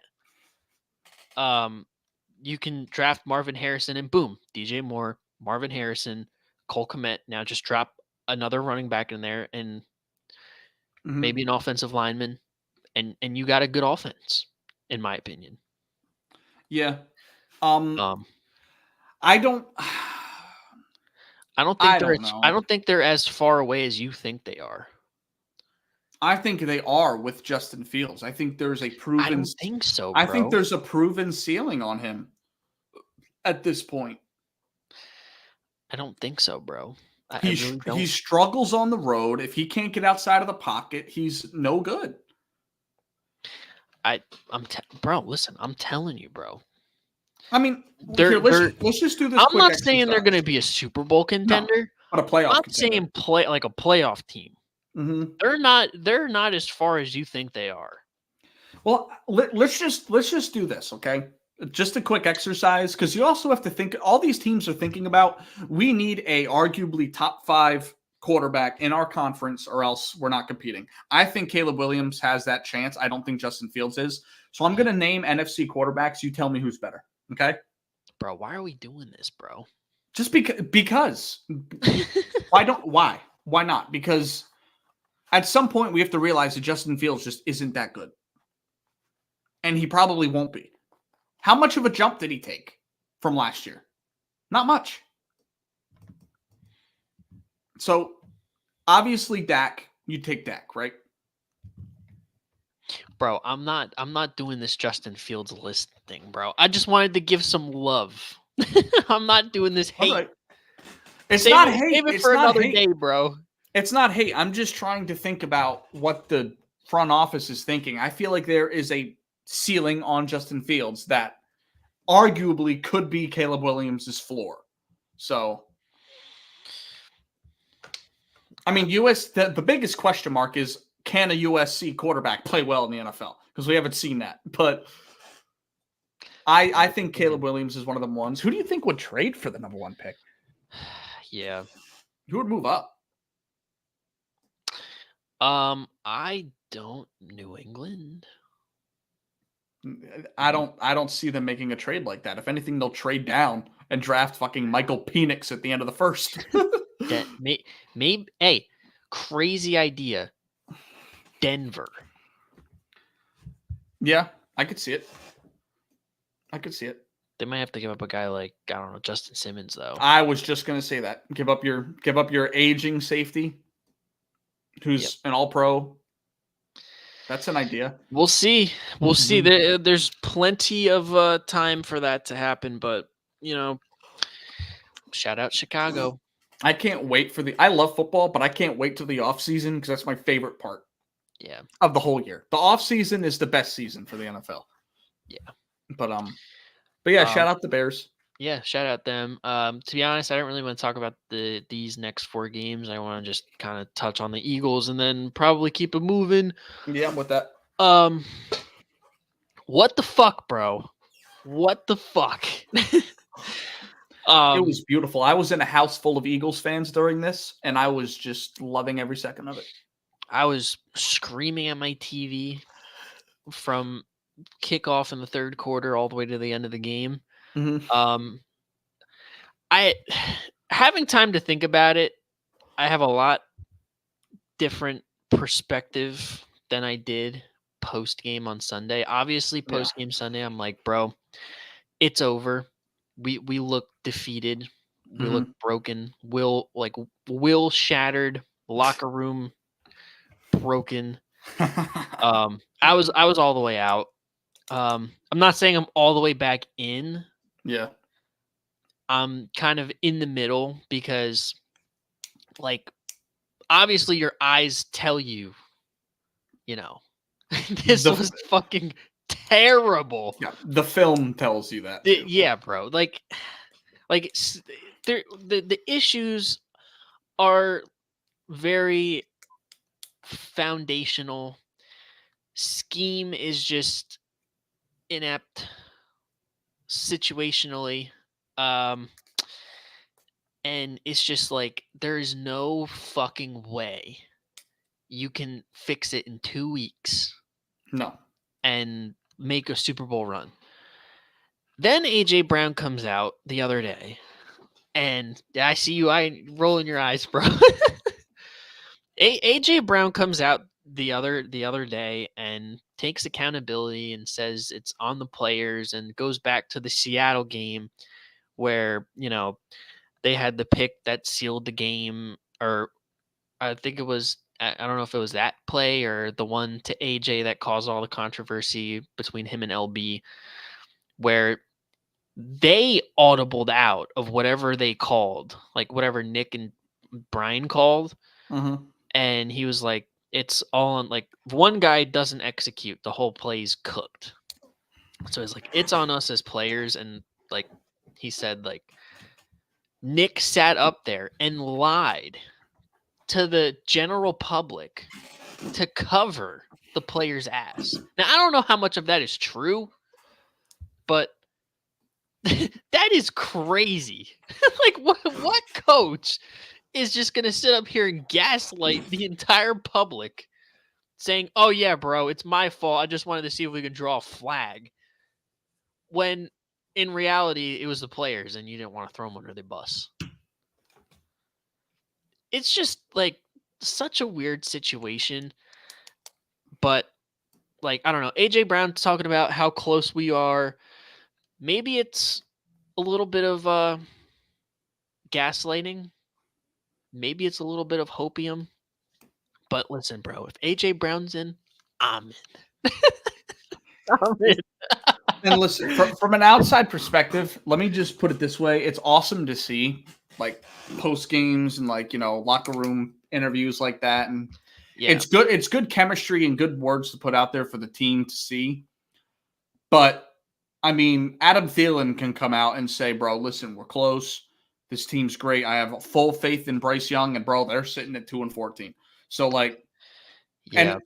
And my that's my thing though. That's my Yeah. thing, bro. Like it sounds good, and like I'm all here. I'm all here for it. Like Yeah. obviously all the reports are like the locker room's fractured.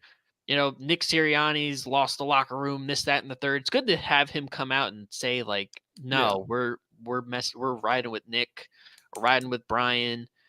But like I have that hope, and at the same time I'm wrestling like with what my eyes see from a week to week basis, and it's just like I don't know where I stand.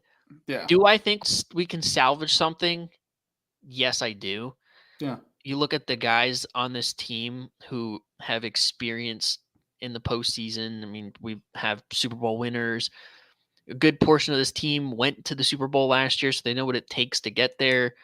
But again, coaching is only going to take you so far. Yep. Whether it's good coaching on a bad team or bad coaching on a good team. Yeah. It's going to go so far. And I don't know. I feel like that's just where we're at with this team. But it also does kind of lie on the players. There is truth into what AJ Brown said. Agreed. You see like in the first half of that game with Arizona where the offense is clicking. The offense was clicking. Granted, we were only on the field for like one drive in the second quarter, but they were clicking. Yep. And even through that, like the third quarter, they when we had the ball for an extended period of time, we were able to run the ball, work the pass off the run, like, I've been screaming for us to do all season. And the defense lets us down, and then when the offense can't figure out how to get moving and it starts sputtering, the defense just can't get a stop. That's just what this team is, bro. And it's not because we don't have the personnel. Maybe defensively we don't have as good personnel as we should. Howie Roseman was cheap with the linebackers and kind of cheap with the safeties. And, that's something we've just had to live with. But, like, you can scheme these guys in good positions. They're just not. And that's just, like, where it's at. So, I don't know, bro. I'm on the fence. I still think like we can win a playoff. I expect us to beat whoever we play in the first round. I don't know if we're gonna get any further than that. I hope so, but I don't know, bro. I like to be honest. I see the writing on the wall. I do, but I'm going to be riding with this team till the wheels fall off. Till we're eliminated, I'll say we're cooked. Like I mean, I won't say we're cooked until we're out. I'm just a glass half full kind of fan, but like it's hard to just wrestle with reality, bro. Like we just don't look like a playoff team, and they got to fix it quick. And that's going to be the question they have to answer. Can they get it somewhat in the right direction heading into the postseason? Yeah, and I agree with a lot of what you're saying, but like, and I was thinking about this while you were talking, like the problem with your team right now is that you're built to run the ball, and the only way you can win right now is in a shootout, and you can't do that if the strength of your team is running the ball. Like your offense really wasn't the problem in this game. You put up 31 points, you did your job. You give up 35 in a game-winning drive to Kyler Murray, who is getting off of an injury. They were at the time a 3-12 team. Like, it's like, and I like what AJ says, but he can only speak for the offense, who hasn't been the root of your problems, in my opinion. The offense is the one that's going to get most of the blame because they're the flashy pieces. Jalen, AJ, they have all the guys, but you look at the defense, and the defense has been piss poor. Yeah, you let Kyler Murray and Trey McBride go down the field on you. Greg Dortch. Greg Dortch. That's what I'm saying. Like, what? What are we What are we talking Yeah. about, bro? yeah, your team is not built to win blowouts. It's just not, and you have to at this moment. So it's a recipe for disaster. I like what AJ says, but at the end of the day, you can say all the right things. I mean, I'm sure they're in meetings right. I'm sure they're in meetings right now, discussing shit, talking about like we got to do this, we got to do this, we got to do this. But I'm sure they've been doing that all year, and it just hasn't done the job. It comes down to the coordinators coaching, and it comes down to players executing. And honestly, you just don't have the talent. Your old guys up on the defensive line are starting to age. You brought in some young guys who just quite aren't ready yet. Jalen Carter, I think, is definitely fallen off this last half of the year. Not to the point where he's been bad. I think one of a young guy that should have a larger role like in the coming years is Sidney Brown. He has been phenomenal. Agreed. I mean, he's had his moments where his over pursuit. Where his over pursuit has kind of got him in sticky situations. But bro, he is an electrifying player. Yeah, and I'm not a Eagles truther by any means, but the few games I've watched, it seems like every time he's in a game, he's getting something done. So yeah, he should definitely get some more run. Nicholas Morrow has actually been like a somewhat bright spot for you guys on your defense, which is sad because we're talking about Nicholas Morrow. I don't know how much of a bright spot because like you sit up here saying he's a bright spot, and then half of our fan base, actually 3/4 of our fan base, including LaShawn McCoy, are saying, how is this guy in the NFL? Well, he's made timely plays throughout the year. I mean, we've pointed it out. He's made good plays. He's made very bad plays too.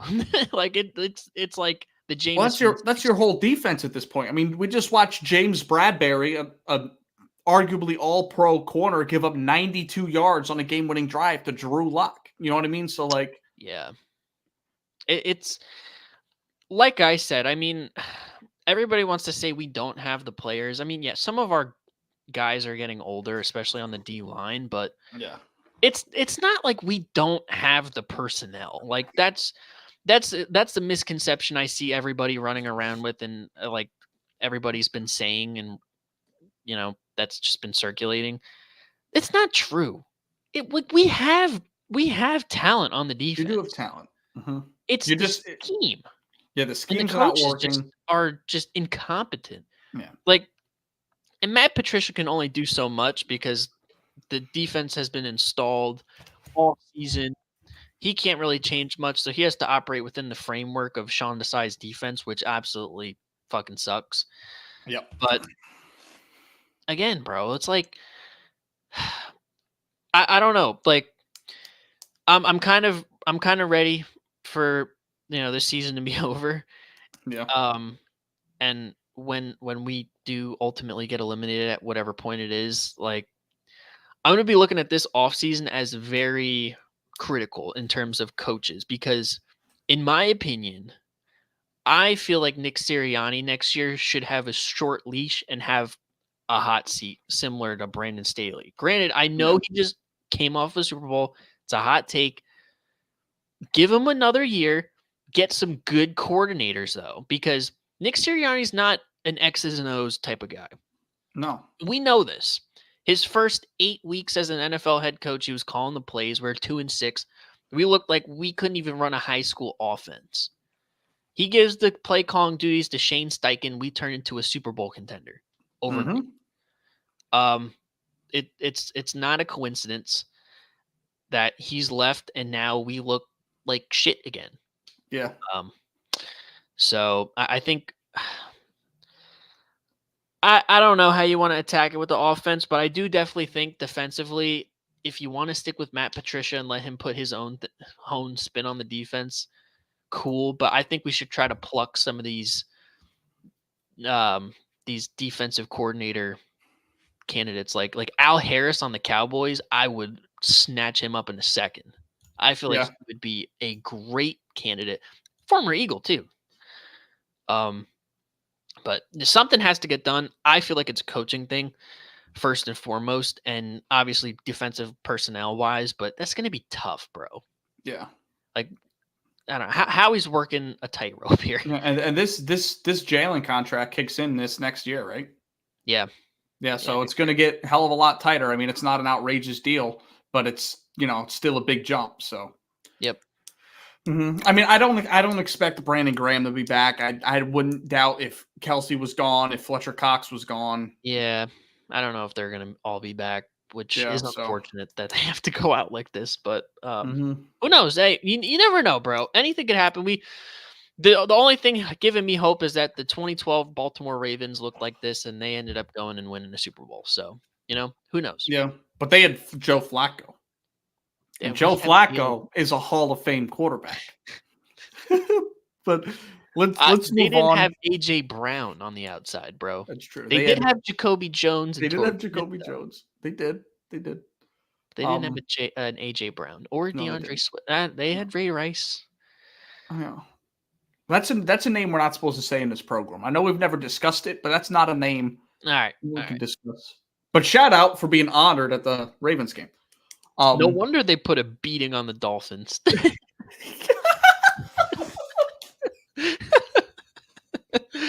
No, it's no coincidence, bro. That's fucked up. Oh my god. Oh man. But yeah, I mean, it's tough to we're in a good spot, but we're in a bad spot. It's kind of how you look at it. I think I still think everything's in front of us. As far as making a playoff run, I don't give a shit about the division anymore. I don't give a shit about the second seed. I don't care. I think you should. I think you should care about the second seed because I don't think you can win on the road. Against against Tampa, probably. That's what I'm saying, bro. I don't give a shit about it.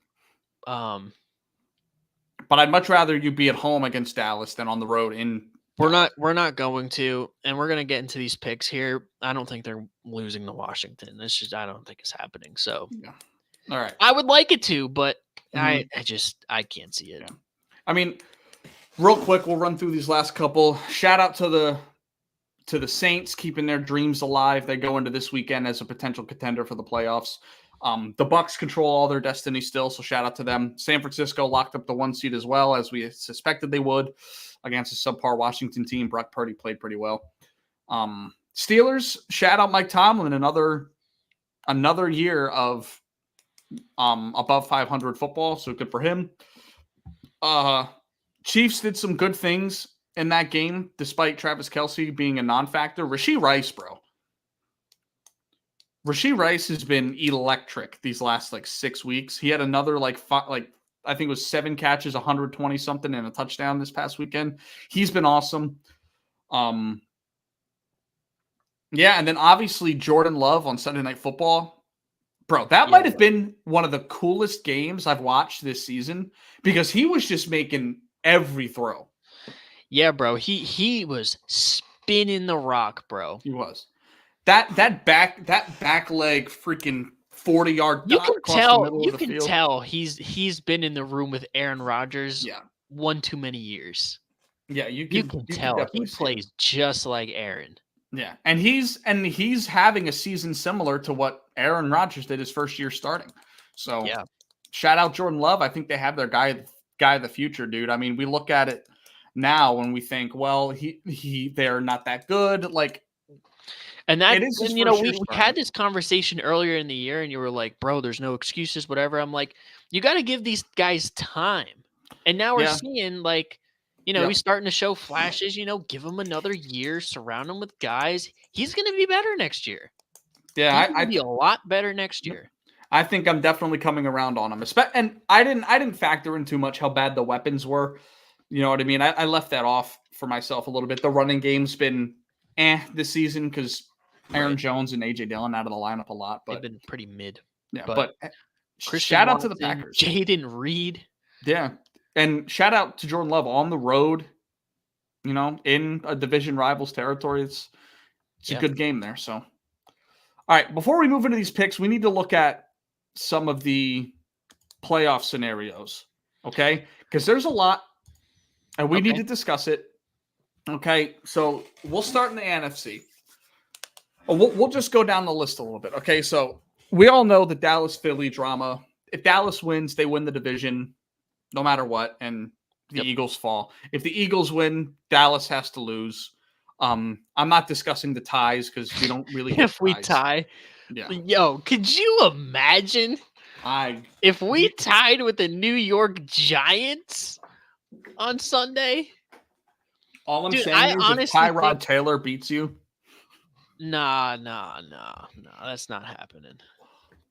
All right. If we tied with the New York Giants to win the division, bro, as an Eagles fan, I might say that's a bit of a Mickey Mouse division win. But yeah, Dallas wins. They clinch the 2 seed in the East. Philly wins and Dallas loses. They clinch the NFC. So the South is very interesting. We've still got 3 teams alive. 3 teams can clinch it. All Tampa has to do is win. They have to win. If they win, they get the division. That's easy. If they lose, they're out. The only way they can make the playoffs is with a win or a tie. So I will mention this tie because it's another way of getting in outside of the division title. They can clinch a 7 seed, most likely if Seattle loses and Green Bay loses, which is on the table. So,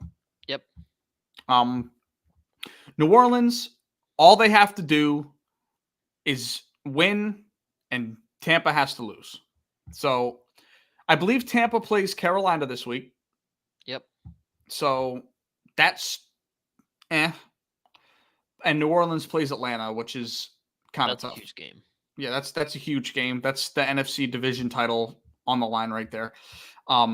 And then obviously you see here all the losses. If New Orleans ties or wins, yada, yada, yada, they have a chance to make the playoffs and not win the division. And then Atlanta, same sort of thing with New Orleans. Tampa has to lose. If Atlanta wins, they have all the tiebreakers. They'll win the division, which is outrageous. All this shit, bro. All this shit is crazy. I think like my eyes would throw up, like, because as an Eagles fan, I'm fully expecting us to go into the playoffs as the 5 seed. Yeah. If I have to watch us go into Atlanta to play the Falcons round 1, I think I'm just gonna like vomit. Yeah, dude. Like, this is the dumbest playoff game I've ever seen, bro. Mm-hmm. Yep. Desmond Ridder versus Jalen Hurts is the ultimate mismatch in history. Facts. So we look at this is most likely the 7 seed here between these 3 teams. Green Bay controls all the destiny because if they win, they're in. Right? Yep.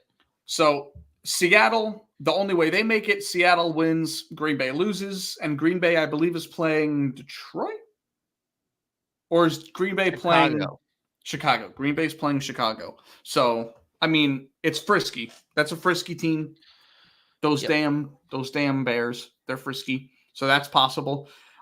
Minnesota, it's an absolute long shot. They need 3 teams to lose, whether it be New Orleans, Tampa, and then Seattle, Green Bay.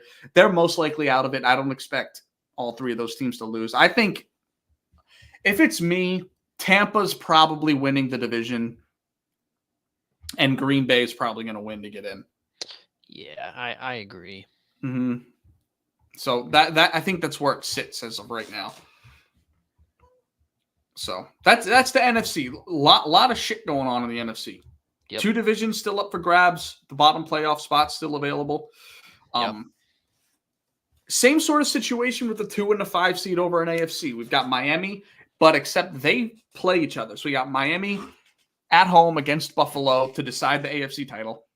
Miami wins, they're the 2 seed. If Buffalo wins, they're the 2 seed, which is nuts because Buffalo was basically out of it 3 weeks ago.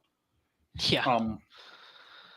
I'm not even going to discuss this problem here. I don't even want to talk about it. So if Buffalo loses, they're what, out of it? I believe so. Essentially. Let's just scroll down quick. It'll say here. Elimination. That's NFC. Let's see there. AFC playoff seed scenarios.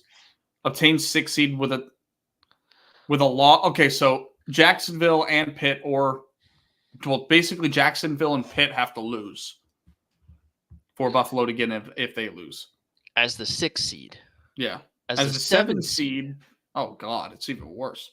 Jacksonville win. So basically Pittsburgh has to lose and Buffalo's in. Basically, what I'm And getting from all of Jacksonville. this. Yeah. Well, here they can still lose Oh. and Jacksonville get in. wins. Yes. Okay. So yeah, essentially the Steelers have to lose.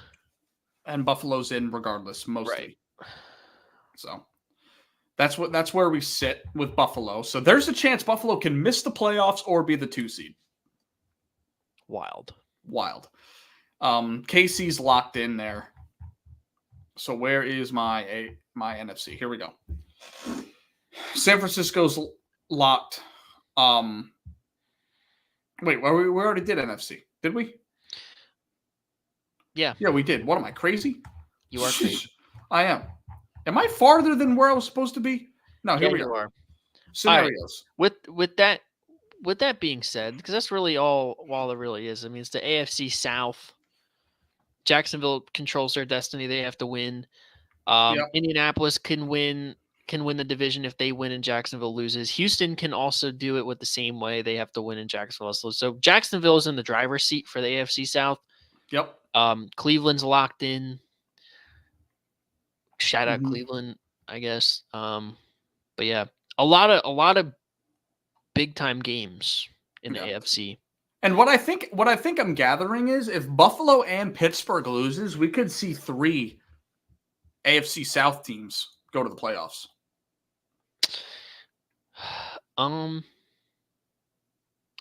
Yeah. Yeah, bro. That's kind of nuts. So, yeah, like we're not getting into this mess. Well, I don't want to talk about that. The Pittsburgh thing's way too long. Yeah, we don't need to discuss that. But we'll look at some of these matchups moving forward. Bro. But lots to switch around. I mean, there's so much crap that could go on this weekend, but I'm excited for it. I'm here for it. So let's get into the picks, bro. All right, let's do it. So first game last one of the year, last regular season picks of the year. Yeah, bro. Gotta make it count. Yes, sir. Gotta make it count. All right. First game here, Steelers going into Baltimore to take on the Ravens. Steelers are 3-point road favorites. They are playing for their season. Baltimore is playing the couch potatoes. Give me Pittsburgh. Okay. Here's my thing. Tyler Huntley's playing. Tyler Huntley's won games. We don't know all of who the Ravens are benching. We know Odell's not playing. We know Zay Flowers probably isn't playing. Right. I know Kyle Hamilton's not playing. So you're probably running. I don't know if you're probably running like Keaton Mitchell, Nelson Aguilar, Devin Duvernay. Yeah, against a Steelers. But the thing is, though, the Ravens are at home. The Ravens have nothing to play for. That's true, but you don't think they'll want to play? You don't think the backups will want to play spoiler against a team in their own division?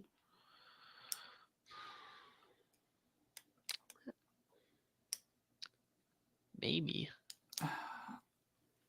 I think because the three is a kind of a big spread, in my opinion. 3 is a big spread for the Steelers. For the Steelers. That is a big spread. Listen, they're one of I'm kind of spoil my locks. They're one of them, so I'm locked in. All right. If they're one of your locks, I'll ride with you because I respect you so much, even though you only have a 2-game lead on me. I respect it. I won't be surprised though if Tyler Huntley comes out and spoils. I wouldn't be either. My thinking in this one is the Steelers have everything to play for. The Ravens have nothing to play for. They're already the 1 seed. Yep. So they're probably looking at this like, who gives a shit?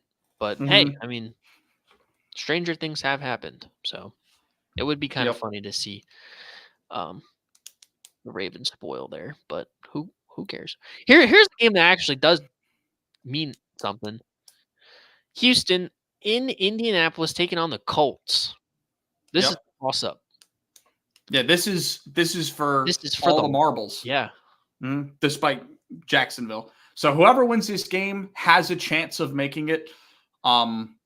Nice thing is they play Saturday. So they'll be able to watch it all unfold Sunday without having to play. Right. Because the Steelers game and the The Steelers, Ravens, and the Texans, Colts are Saturday. Right. So this is tough because you get a veteran quarterback who's won some games at home. Yeah. With a nice young rookie coach who makes a lot of things happen. Jonathan Taylor's healthy. Michael Pittman's fully back. Yeah, I'm pretty sure Jonathan Taylor's playing. I could be wrong. Let's fact check that. Yeah, but I know Michael Pittman's playing. Yeah, let's verify before I put my foot in my mouth. I don't really think it matters though, because I think Zach Moss is good. So. Yeah, he is playing. Yeah, he's okay. playing. So Jonathan Taylor's playing. They're at home. But bro, CJ Stroud has just been unconscious this year. He's been him, bro. He's been him. This has to be the hardest one on the slate. Yep. I would say so. I'm gonna ride with the young superstar. I'm gonna take Houston.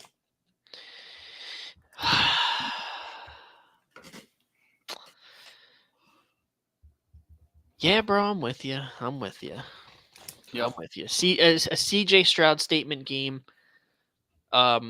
straight off of a Pro Bowl snub, I would not be shocked. Yep.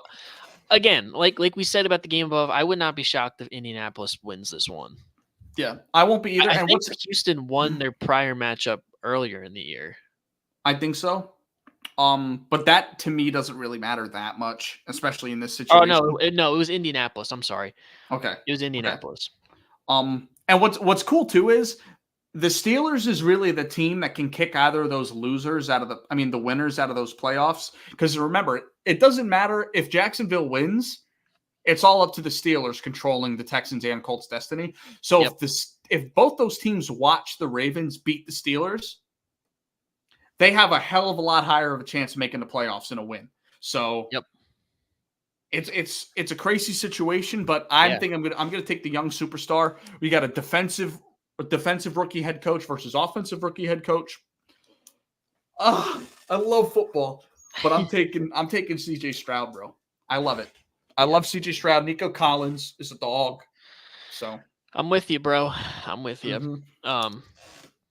It's crazy. Yeah. Next game, Tampa Bay on the road in Carolina taking on the Panthers. Bucks are 4.5-point favorites on the road. I think I'm taking the Bucks here. They control their destiny. All they got to do is beat the worst team in football, and they're in the playoffs, and they're gonna do just that. Mm-hmm. So, I 100% agree with you. The Baker propaganda will live on into the playoffs. It will until continue. The playoffs start. Then guess what? Midnight strikes, and Yep. The propaganda will move forward. So I'm definitely taking facts. I'm definitely taking Tampa to win this game. So yeah, I'm with you. Mm-hmm. Next game, Cleveland Browns on the road in Cincinnati taking on the Bengals. Bengals are 7.5-point favorites. The scenarios you ran through did not include Cincinnati. Are they they're just out? They're eliminated. They're eliminated. Yep, they don't have any tiebreakers that can wiggle their way in. Because even if the Steelers lose, they still have the tiebreaker over the Bengals. Mm-hmm. So yeah. Sorry, not sorry, but Cleveland's not playing any of their starters really because they're locked in at their spot. Yep. If it's me, I'm probably taking Cleveland just because I think the spread's big, and we've seen their backup quarterbacks keep games close. So, yeah, I'm with you on that, and especially the defense as well. I still, they might be resting some starters, but I still think the defense is going to be one to watch. But hey, I agree. We'll see. Mm-hmm. I don't think they win. I think they'll cover. Yeah, me too. I don't think they'll win either. I think they'll lose. Finish the season 11-6, which is outrageous considering all of this season that we've witnessed. It's crazy that we're in week 18 already, bro. I know. Time flies when you're having fun. It does. Don't make me cry, bro. We'll cry when it's off season. Yeah. Next game, Minnesota in Detroit taking on the Detroit Lions. Mm-hmm. The Lions are 3-point home favorites. Give me the Lions, bro. They're still in play for seeding.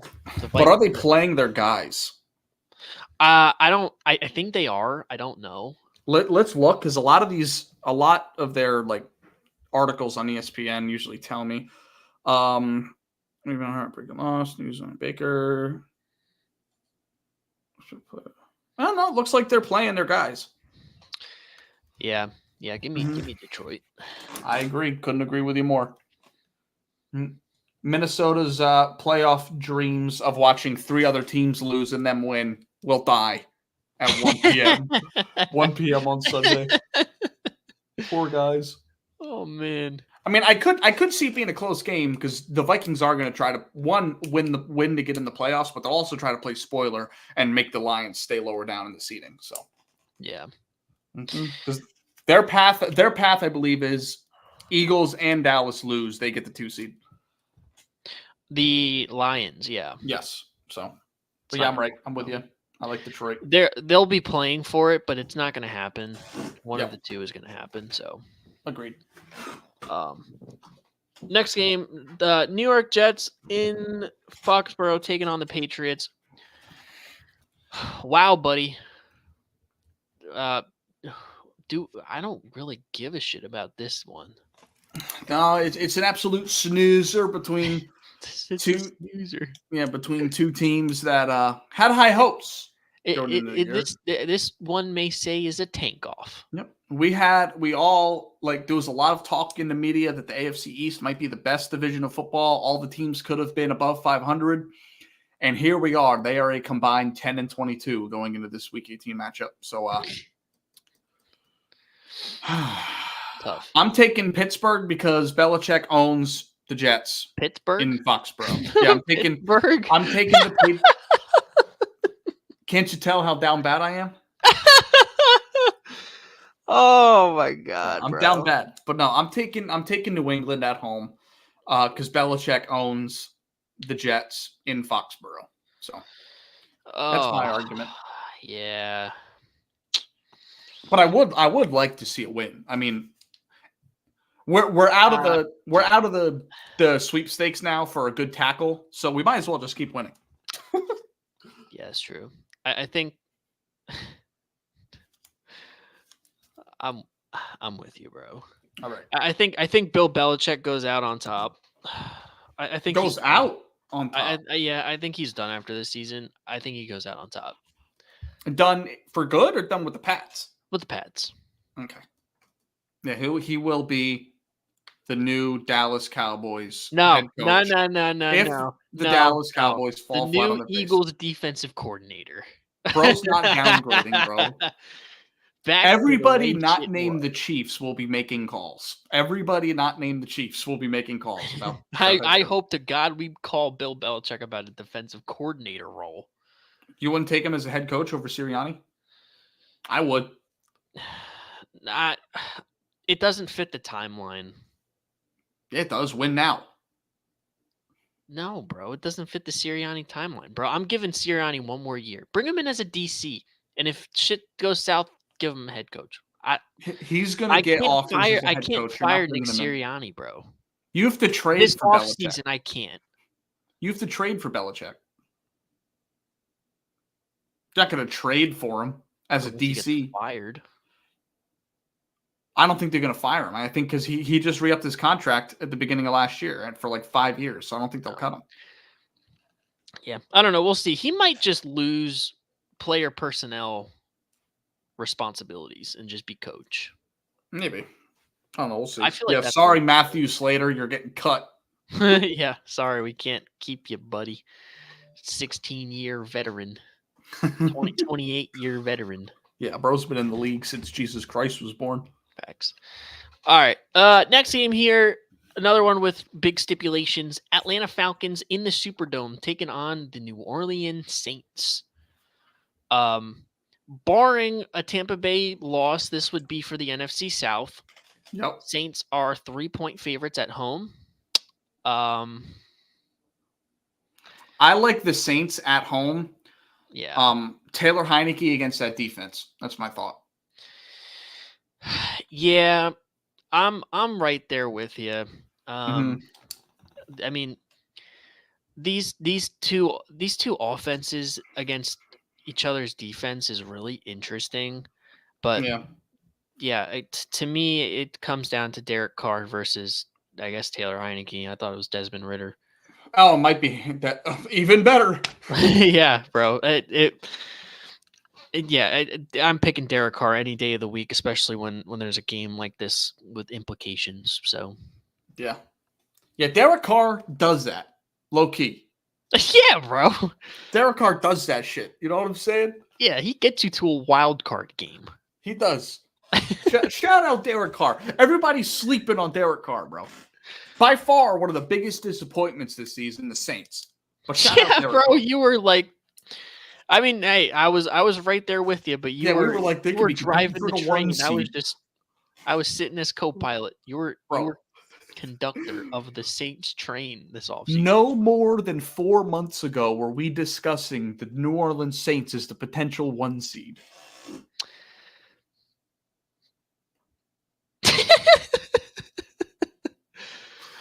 Oh man. Here we are, though. 8-8. Shout out to Derek Carr. Lost me money on the season, but Facts. whatever. Fuck y'all. Oh, you took it for 10 wins, didn't you? Yeah, I took them for 10 wins. They're gonna get me 9. Fuck yeah. And listen, I bet them, Kansas City, Detroit, and Philly all to get 10 wins. Everybody else but New Orleans got 10 wins. Yep. So yeah. Next game, Jacksonville Jags on the road in Tennessee taking on the Titans. Jags are 3.5-point favorites on the road. Mike Vrabel said, "I'm fucking tired of losing. I want to win." I'm taking Tennessee Titans money line. I'm taking the money line for the Titans. Jacksonville's cooked, bro. They started the season like 6-2. Yeah, bro. And they've fallen off a cliff ever since they left London. So yeah, dude, I get Mike Vrabel at home to spoil a division rival's playoff chances. Give me Mike Vrabel by 40. By 40? By 40, dude. That is easy money. I'm taking the Titans, no doubt. Oh my God. They're winning this game. See, I'm torn on this game because I feel like the Jags can come out and take care of business, but at the same time, when Mike Vrabel tells me in the press conference, listen, I'm fucking tired of losing. You're right. I want to fucking win. We're going out and winning. It's hard, bro.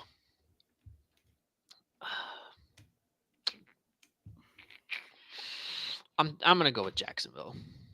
I think they're too good to. That's cool. I think they're too good to squander this opportunity, and they control all the destiny in the AFC South.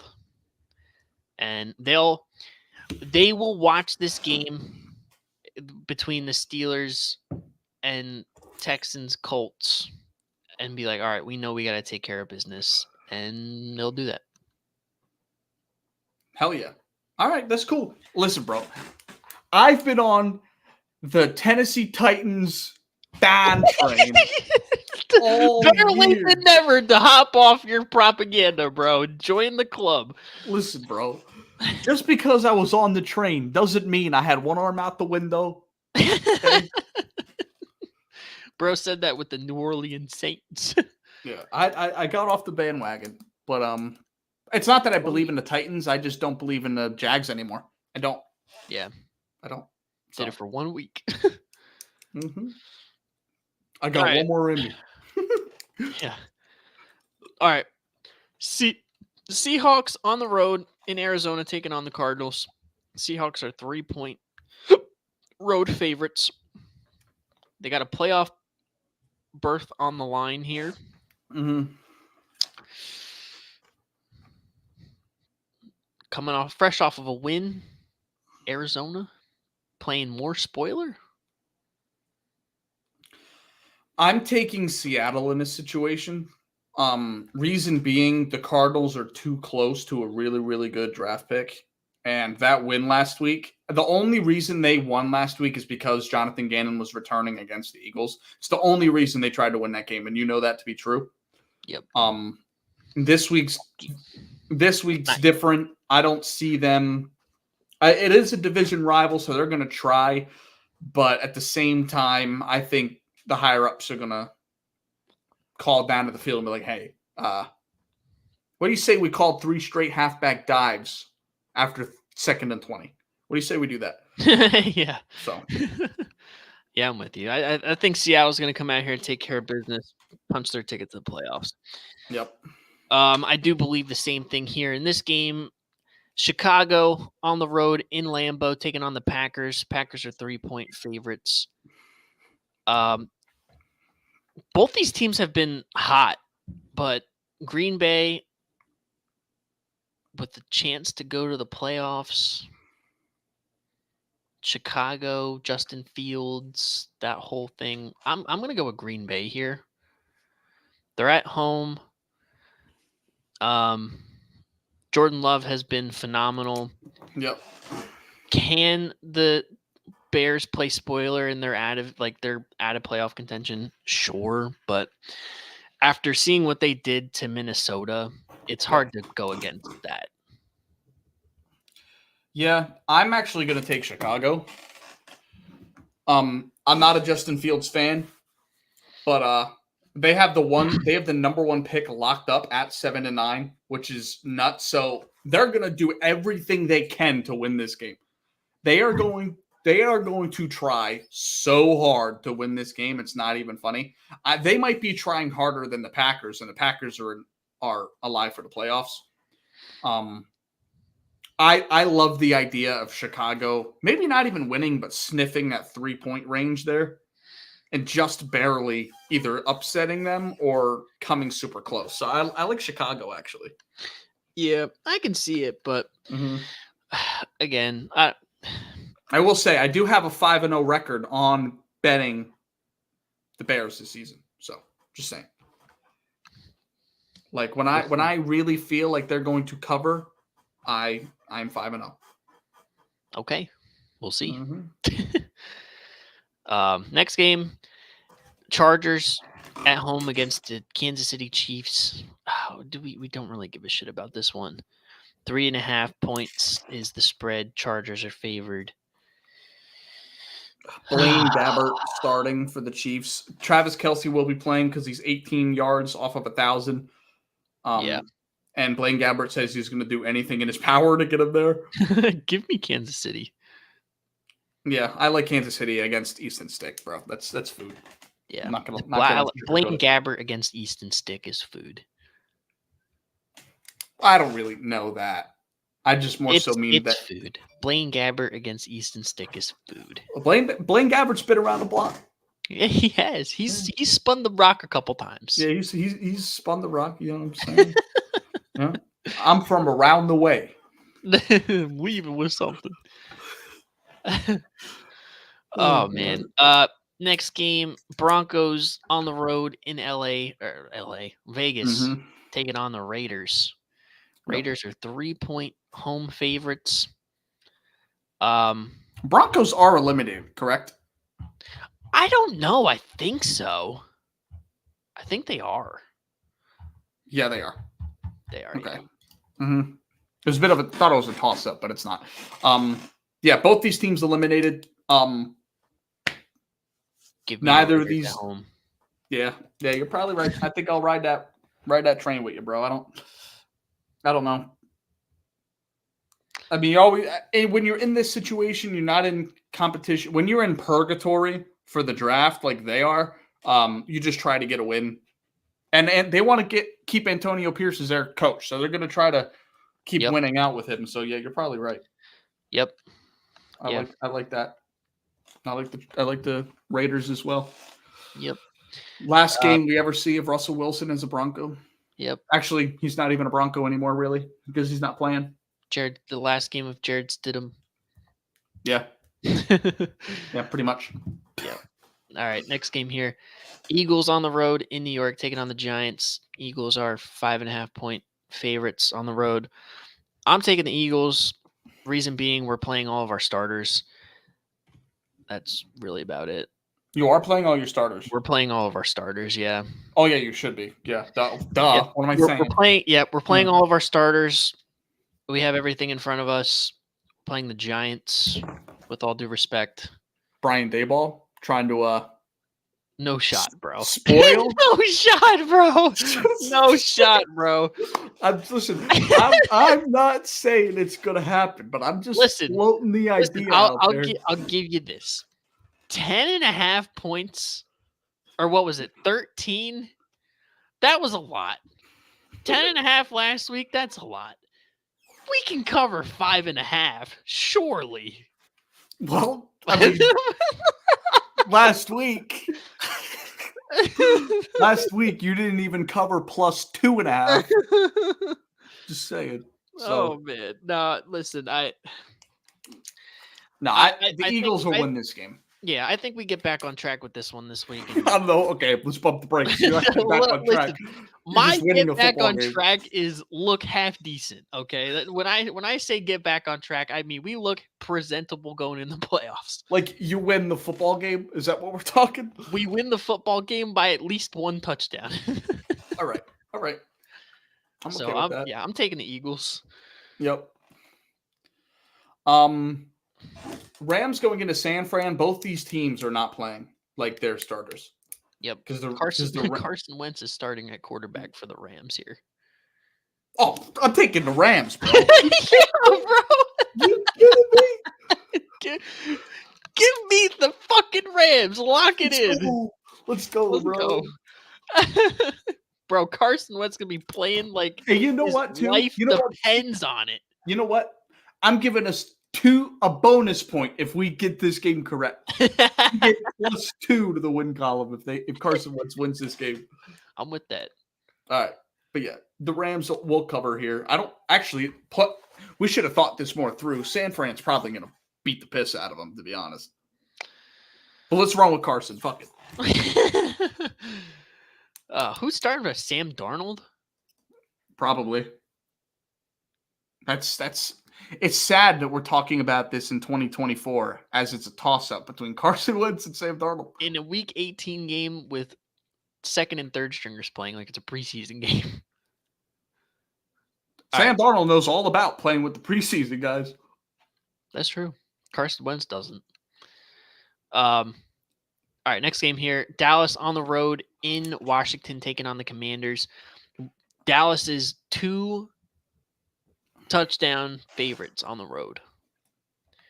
Holy hell, that's a lot of points on the road for a team that's not great on the road. But that's more points than the Niners in Washington last week.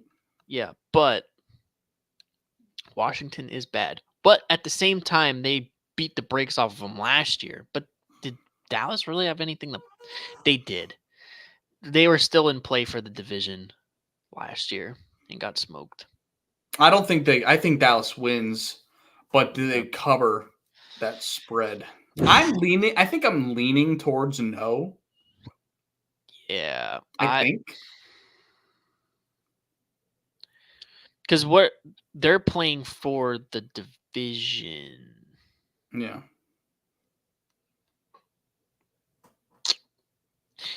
Yeah, I don't know, bro.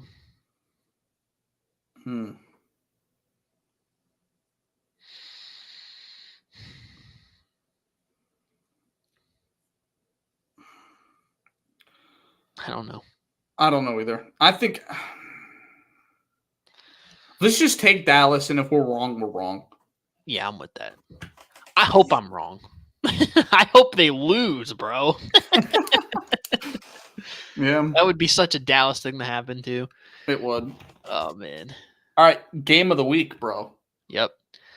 Buffalo. Game of the season, arguably. Yeah, this is the game of the season. Listen, I want to preface this game by saying when we did our season predictions at the beginning of the season, I had this game circled on my prediction sheet as winner take all for a playoff spot, let alone the division. Yeah, because didn't we both have New York winning the division? We both had the Jets winning the division. I don't think we anticipated Aaron Rodgers tearing his Achilles 4 plays in. No. But this game I know I had circled as like whoever wins this is going to the playoffs. Obviously, it's a little bit of a different circumstance because Miami is pretty much locked into the playoffs. Yep. But for them, it's pretty much seeding in the division. But for Buffalo, it's practically win or go home. Yeah, it is. Mm-hmm. Especially when they're in the late game, there could be a lot of pressure on Buffalo. And with that reasoning, I'm going to take Miami because the Bills have continued to show us that when there's impending violence, they just can't get it done. They just can't. Like in adverse situations this season, like in regular losses in week 6, it's like the world was falling apart. You know what I mean? In the press conferences and shit. So I think everything that's been going on this season is going to come to a head in this game. And I think Miami's going to win, and they're at home. So yeah, I like Miami. I'm with you. I think Miami covers. I still think it's a toss-up on who wins this game, but I do think this is going to be a 3-point or less game. Okay, I'm with you on that. You're taking Miami? I'm taking Miami to cover. I just don't know if they're going to win. I really do think Buffalo has peaked at the right time, and I wouldn't call it peaking. Well, they've found ways to win at the right time. That's fair. I'll say that. And this could be one of those games here. Like that's fair. It could be like a 1 or 2 point game at the end of it either way, and one side finds a way to win over the other, and it ends up being a 1 or 2 point game. Yep. Or Tyreek Hill puts his meat down on the Buffalo secondary, and that's pretty much it. So we don't know. But yeah, I'm with you on Miami.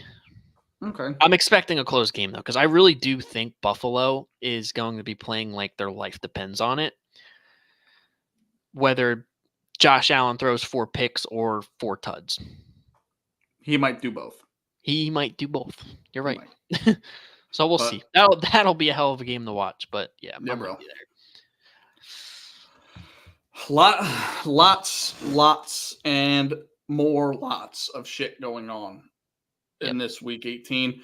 And we'll have discussions off camera about what we want to do for shows next week with everything coming to a head all at once. But I'm so excited for this week. Me too. I am too. So let's wrap up with our locks. I got my theme here is teams playing their starters. I got the Eagles at -5.5. We're playing our starters. We need a gimme game. Getting in the playoffs to make us feel good about getting in and getting bounced in the second round. So I think we do cover here and take care of business against the Giants. Head in with a little bit of good mojo. Steelers -3 against the Ravens. They have everything to play for. They control the destiny of not only their playoff hopes, but the entire AFC South. And Baltimore's locked into the 1 seed, and they're playing their third stringers. Mm-hmm. So, and again, wouldn't be surprised if Tyler Huntley, Pro Bowl alternate Tyler Huntley, cooks and spoils it for Mike Tomlin. But hey, at least we won't have an alternate like that this year. Like, we've got enough quarterbacks and people in the chamber where we don't have to deal with that. Yeah. But yeah, I think Pittsburgh's going to be playing their starters. They're going to be coming out correct. I think they're going to take care of business. And my lock of the week, Green Bay -3. They're probably one of, if not the hottest teams in the NFL right now. Jordan Love has looked like a guy. His young targets have stepped up huge, and the defense has played good.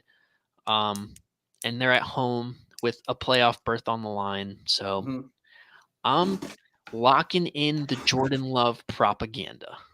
Hell yeah, bro. Baby Aaron. Baby Aaron. That's how you want to end it. I respect it. Yep. All right, bro. My picks of the week, we'll start on the left. Texans going into Indianapolis minus 1.5 point favorites. I just think they're the better team. I think they have the better quarterback, similar coach in overall ranking. But I think at the end of the day, the Texans are just going to want it more. I mean, the Colts are looking more towards the future with Anthony Richardson coming next year. And with the way the Texans have been playing, they seem like they want to win everything now. So I like the Texans in this game for sure. Like I said earlier, Titans. I have the Titans beating Jacksonville at home to spoil Jacksonville winning the division. Jacksonville has not been the same team as they were in the first half of the year. Trevor Lawrence has been extremely turnover prone, especially with fumbling the ball. It hasn't been pretty. And this Titans team capitalizes on turnovers under Mike Vrabel. So I like the Titans big time. And then lastly, lock of the week, back-to-back weeks. I have Baker Mayfield propaganda living on in all of our hearts. I'm sure we're all rooting for Baker Mayfield, especially in the wild card when they play the Eagles. We're all rooting for Baker. We're all not rooting for Baker, bro. Yeah. 4.5 point Just favorites. you. 4.5 point. You are the only individual rooting for Baker Mayfield to beat the Eagles. So you can see me have an epiphany on the program. That's it. 4.5 point favorites on the road against a division rival is a lot, but they're playing the worst team in football. And I like Baker as a top 10 quarterback this year. So give me Tampa. Cool. Mm-hmm. Yeah, bro. Listen, we're in for a wild ride this weekend. And I just want to point out, if Chicago and Tennessee cover this week, you and I end tied for the season. No shot. Nope.